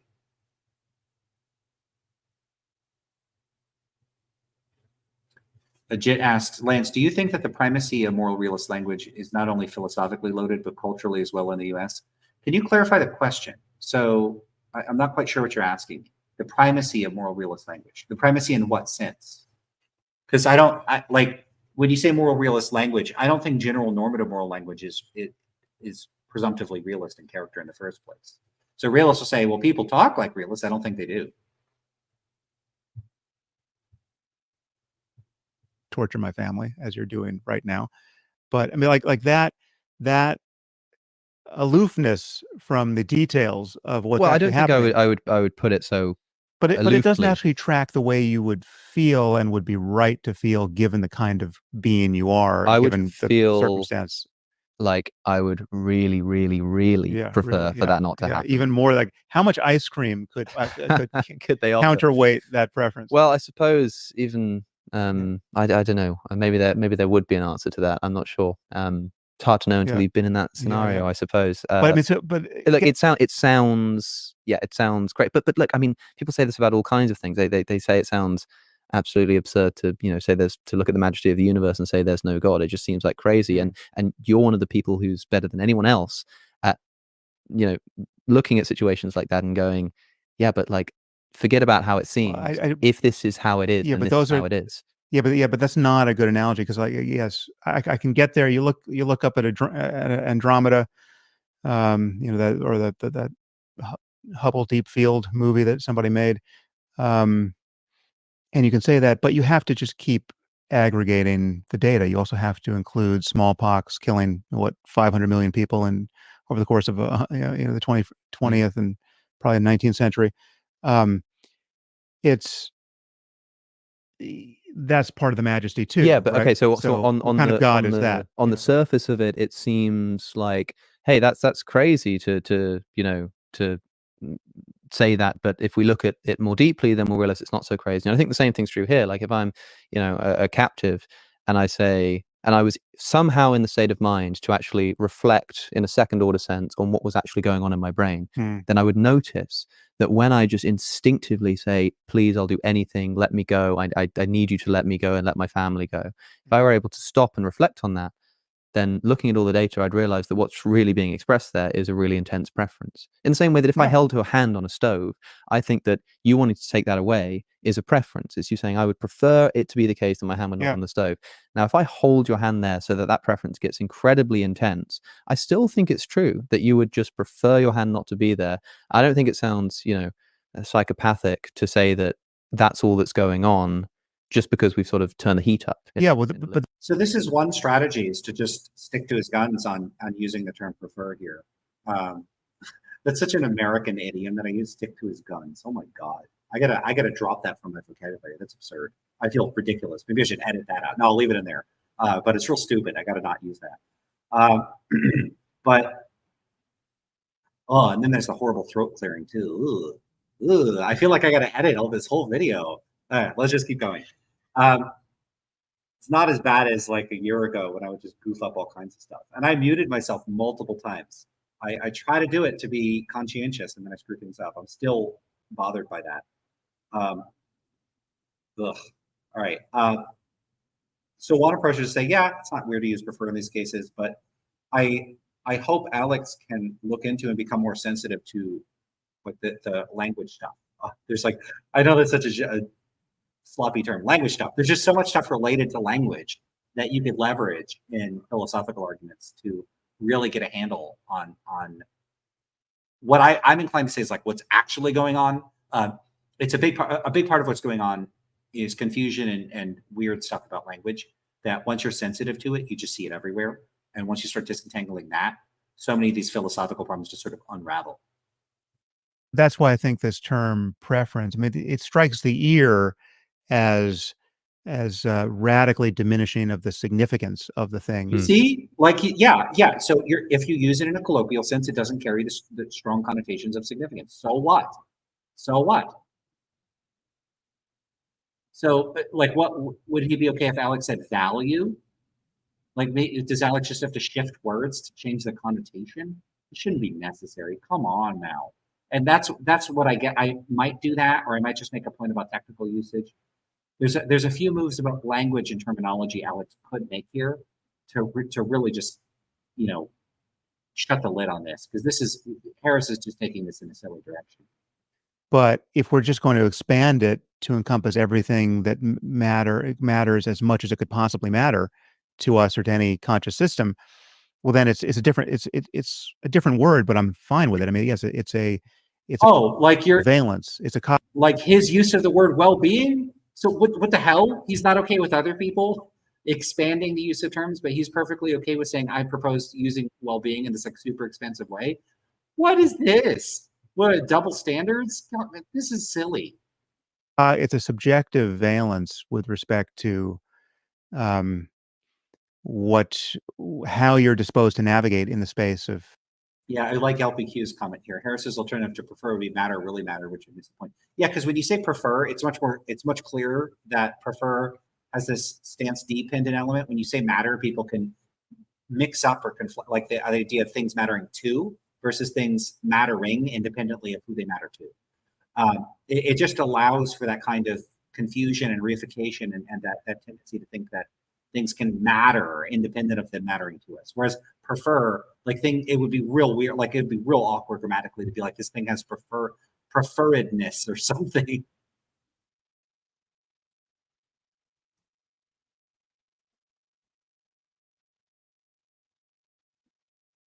And Yenzi says, Alex really has to steer Harris's waffling. Yeah, he's not steering it enough because there's just a ton of waffling here.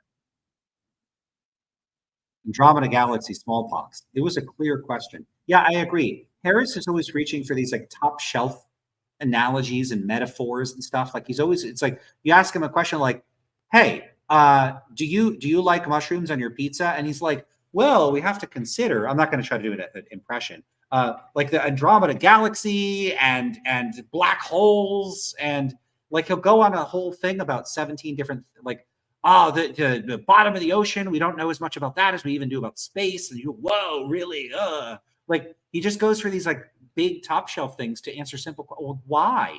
You don't always have to give people metaphors and grand thought experiments to answer their dang questions. Why does he talk in this grandiose way? It's real, to me, I just find it just stylistically super weird. And if I'm being honest, a bit off-putting. It's just, it looks so intentional. Does that make sense? Like, it looks like he's not just talking. It looks like he's internalized this tendency to talk in a specific way that just strikes me as kind of unnatural. I'm sorry to criticize the vibe, but I don't know. Jit asks, I'm sorry, primacy in the sense that there's an assumption in the general population of the colloquial and technical usage of a wrong action, for instance. I'm assuming that in the wider culture, the general population also means it's objectively wrong behind realist language without realizing. I'm still not quite sure. Maybe I think what you want to ask is just a little difficult to convey in the space constraints that text here allows for. So what I'd recommend is just leaving a comment after on the video. I'm also happy to voice chat with you sometime because I'd like to know what you're asking, and it feels it's clear there's like a question in there. I'm just not getting it out of it's like forcing you to write stupid, like, you know, like, I don't mean, I'm not saying anything. I mean, it's like making you write these tiny little things. It's like if you're trying to have a conversation in Twitter and you need to say something complicated and it's like not letting you do it. So leave a comment after the video, get in touch with me, and I'd be happy to try to answer the question. If that makes sense. You could also just post like 6 posts here if you want. And I'll try to get to it. I want to be clear on what you're asking. So before I answer, sometimes I answer questions here and I'm not quite sure what people are asking me, and then I just have this bumbling, fumbling, silly response that doesn't make any sense. And that's on me when that happens. Changes, right? So you're going to do, based on you're wanting more or less, based on the kind of being you are going to do something or want to do something if you're prevented from doing something. And all of that has consequences, and yes, and there are trade-offs. I mean, there may be states of the universe where, again, they're discordant, right? Like, which is to say, if you're on one peak, you're not on another peak. But if we could, you know, spend 1 billion years doing all the relevant math, we would recognize, okay, everyone's kind of more or less just as well off in each circumstance, although things are different, right? These people are fixated on yellow over here. These people over here don't even think about color, but they've got something else that really captivates them. These are different; they're incommensurable, but they're given the laws of nature, and given that everything that allows for experience is emerging out of the laws of nature. There is a way to navigate between these two peaks. There's some valley we could descend into, and some ridge we could climb, you know, that would require changes to the nervous system and changes to our intuitions and changes to our grandiose metaphors that I don't know why he thinks that's helpful. It's not particularly helpful. So just to help out with what some of my concerns are. So you say, okay, primacy in the sense that there's an assumption in the general population of the colloquial and technical uses of a wrong action, for instance. Well, I don't know what assumption you're referring to. And the other thing about that would be the general population isn't generally going to have assumptions about technical usage, because the technical usage is stipulative. It happens in academic contexts, and most people don't know about it. So most people in the US, for instance, are going to have no clue what error theorists are talking about because they don't read it, they don't care about it, they don't know about it, they don't see it. So they're not going to have any assumptions about it because it's just, you know, it's not something that's part of their experience of the world in the first place. Very much like most people aren't going to have views about how to interpret quantum mechanics or about Platonism or that kind of thing. They're just, it's not part of their zeitgeist. It's not part of the way that they think or speak. See, now Harris is infectious. I'm using the word zeitgeist for no reason. I take it back. I don't mean it. Okay. So, and then you say, I'm assuming that in their wider culture, the general population also means it's objectively wrong behind realist language without realizing. Yeah, I'm going to need some clarification there. I don't know quite what you're saying here, but subjectively wrong. So you say the general population also means it's objectively wrong behind realist language without realizing. So I don't think when people speak that they're speaking like most people, like out in the world, like the ordinary speaker of language, of moral discourse. I don't think those people. I'm going to have to go soon because I'm like starting to botch my language and getting all messed up here. I think I'm still flustered by the whole muting myself thing for like several minutes. But I'm also just getting tired. So I don't think most people are moral realists. See, I'm going, I hate it. Okay, let me start over. I don't think most people are moral realists. I don't think they speak, think, or act like moral realists. I think this is largely confined to academics and people that read the work of academics. I think that moral realism is an incredibly idiosyncratic view of the world. It's not common sense at all. It's a very bizarre view that one could in practice typically maybe could only, I shouldn't say that. Most of the time, if a person comes to adopt this view, it's going to be through some sort of induction into philosophical thinking. I don't think that's something people are naturally drawn towards. It's a hard sell for realists because I think that they'll say that as a radical, but if they want to show otherwise, they're welcome to show most people are realists. I don't think the evidence suggests that. So hopefully that by clarifying some of my views and what is not. See, I'm umming a lot. By clarifying what I think and what I'm not understanding what you think, hopefully that'll help with the comment. Sorry, I just wanted to get that out. I'm getting worn out here. Or talk about morality and there are trade-offs even within the gray areas of our own living where we don't know if we made the right decision. And if you could even say, like, imagine the person who's being tortured, or imagine a person whose family is being tortured in the next room, and he has secrets that if he gives them up, he's going to ruin the world. So it would be good if he didn't care about his family being tortured, right? And if we could give him a pill at that moment that would cause him to be, this is ridiculous. He just comes up with like bizarro scenarios like, hey, we can imagine a scenario where actually this thing would be good because some other thing would be even worse. Yeah, we can imagine those. What is your damn point? That's like a question for normative ethics. So what? Is he just going to give a bunch of like really far-fetched science fiction? Not that there's necessarily anything wrong with that, but like sacrificial dilemmas. Okay, we could do that all day long. That's not going to tell. It's just not going to address the issue of realism and anti-realism, because an anti-realist could just be a utilitarian about these things, or they could not be. Just like a realist. What is this supposed to demonstrate? What is it supposed to show? It's so unclear. It's so weird. It's like when he's pushed into a corner, he just gives you a thought experiment. He's like, this thought experiment, it comes out in the way that I think that it does. So yeah, okay, sure.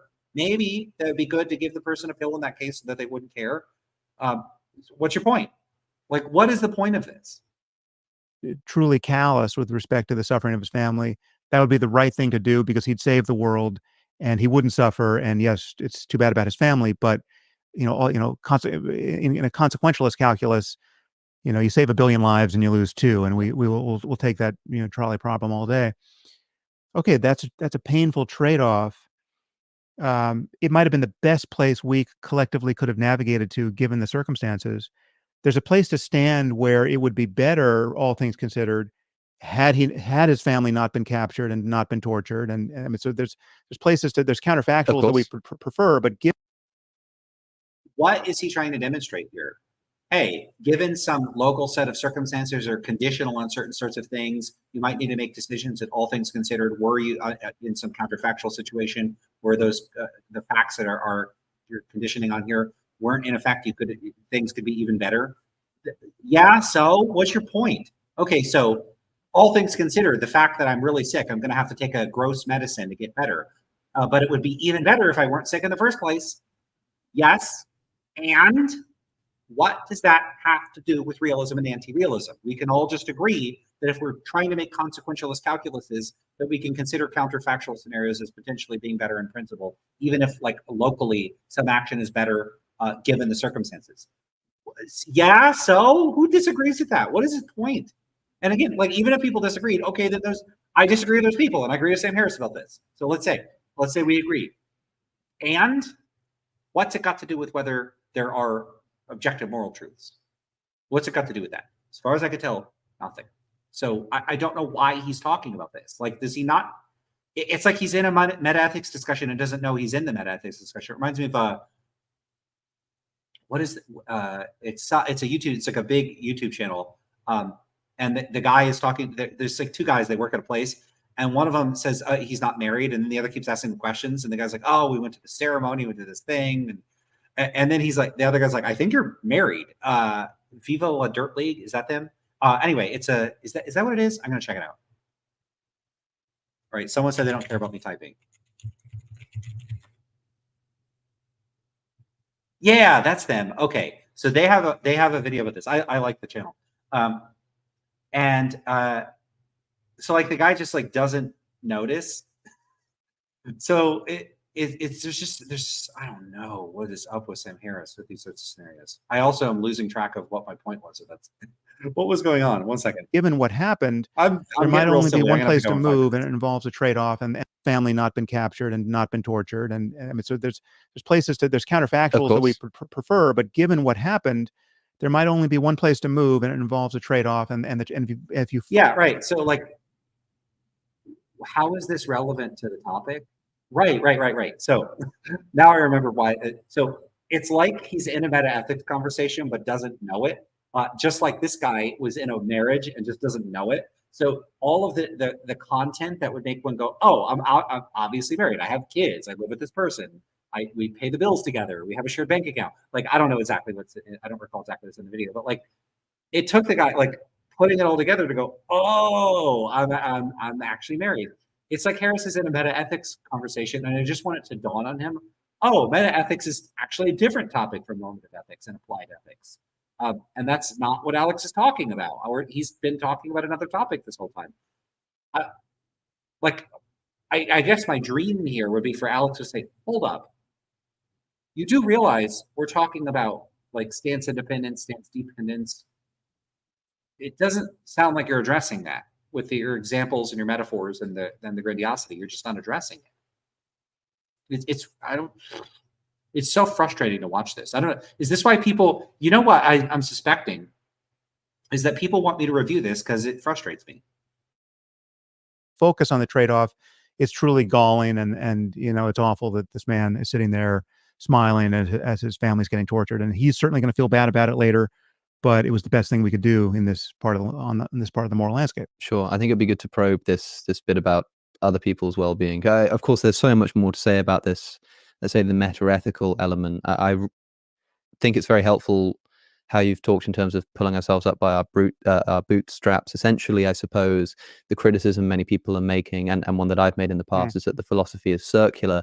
Seems to me like you might be saying something like, well, it is in the way that any other kind of philosophy is circular and must be circular. Yeah. And which is to say that, I mean, I don't accept the charge of circularity really, but there's a first move you have to make to come out of the darkness, and that move is not itself self-justifying. To come out of the darkness. Really? And for me, the first move is you have to acknowledge that the worst possible misery for everyone is bad. Well, is that so important to him? Sure, we all acknowledge it. Now what, dude? Nothing follows from this. All right, I'm too frustrated and tired and out of sorts to continue this, so we'll continue with it another time. I'm just not doing a good job of addressing this stuff. All right. So this was a fun stream because I made numerous mistakes. So I'll have to go back through and clip some of that out. So I'm gonna have to clip this out too, because I don't want this in here talking about all the mistakes other people aren't gonna see. Oh, dang it. What's the timestamp for this?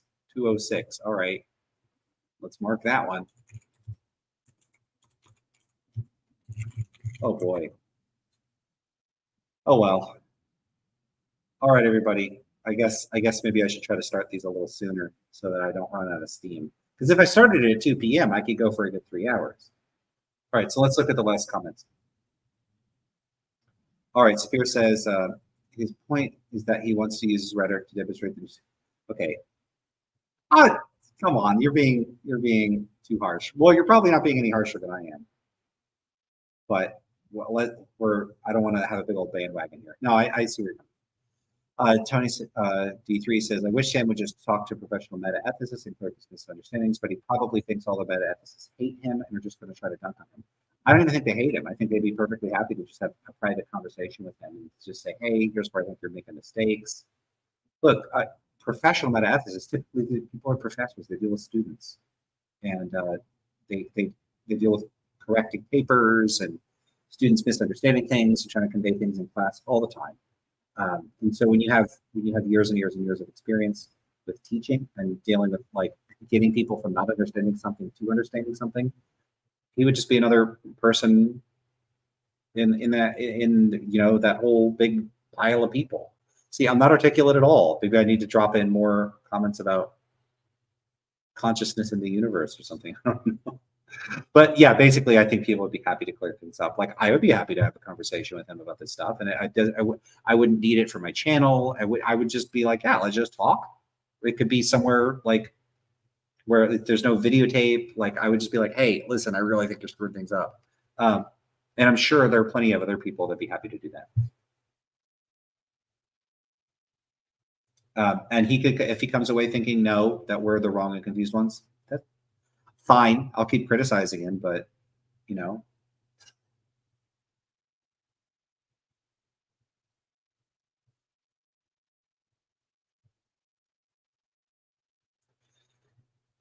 Sapir says, I kind of liked the slip of the tongue from Alex because it's oddly apt to say brute strap because he's trying to brute force some smokescreen rhetoric. Yeah, brute strap sounds like you could, really turn that into like a cool term.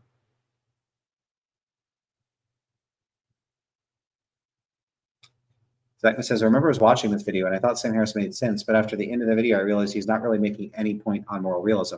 Right, that's what's so weird about this. Like if you listen to him and you think, what arguments, points, it's not like it's bad enough that he's not presenting any clear arguments. It's that his points don't even seem to be on the topic. That's weird. Like how is he completely failing in almost every juncture to talk about the topic of conversation, and Alex is not directing him back in any clear way? There's something very strange going on here. So we'll keep going with the review. I got through 20 minutes of it. That's ridiculous. That's ridiculous. We can't keep doing it at this rate because then we've got another what? 1, 2, 3, 4, 5, about 5 of those to go. Then what am I going to have 18 hours of reviewing Sam Harris? That's ridiculous. I can't do that. That's insane. All right. I'm going to wrap it up there. I could barely keep thinking. I don't know what is wrong with me. So we'll wrap it up there. I'll see y'all later. Thanks everybody for the super chats. That's the most I've ever received. I am super grateful, especially with all my goofing up this time. So I have a new computer and I have some new equipment that hopefully I'll have. I have the arm. I've had it now for a couple of weeks or 2-3 weeks since I've been back from my trip, but I haven't set it up. So I should get that set up so I have better sound quality. I don't have a new computer. I don't think that's going to change anything as far as the quality goes. Next thing is I'll get a new webcam or something. That's not going to be, there's plenty of options for those, so that's not going to be an issue. And then, yeah, we should be good to go. Oh, and then I'm going to need to move the room around. That should be in about a week or two because I'll be rearranging stuff in the house. So there'll be some changes here, hopefully to improve quality on the channel. And I'll try to do these earlier so I don't get it quite so silly. Maybe people like it, but all right. So that's it. I'll see y'all later. And I will continue with this. I'm having fun with it. And it looks like you're all having fun too. So catch y'all later.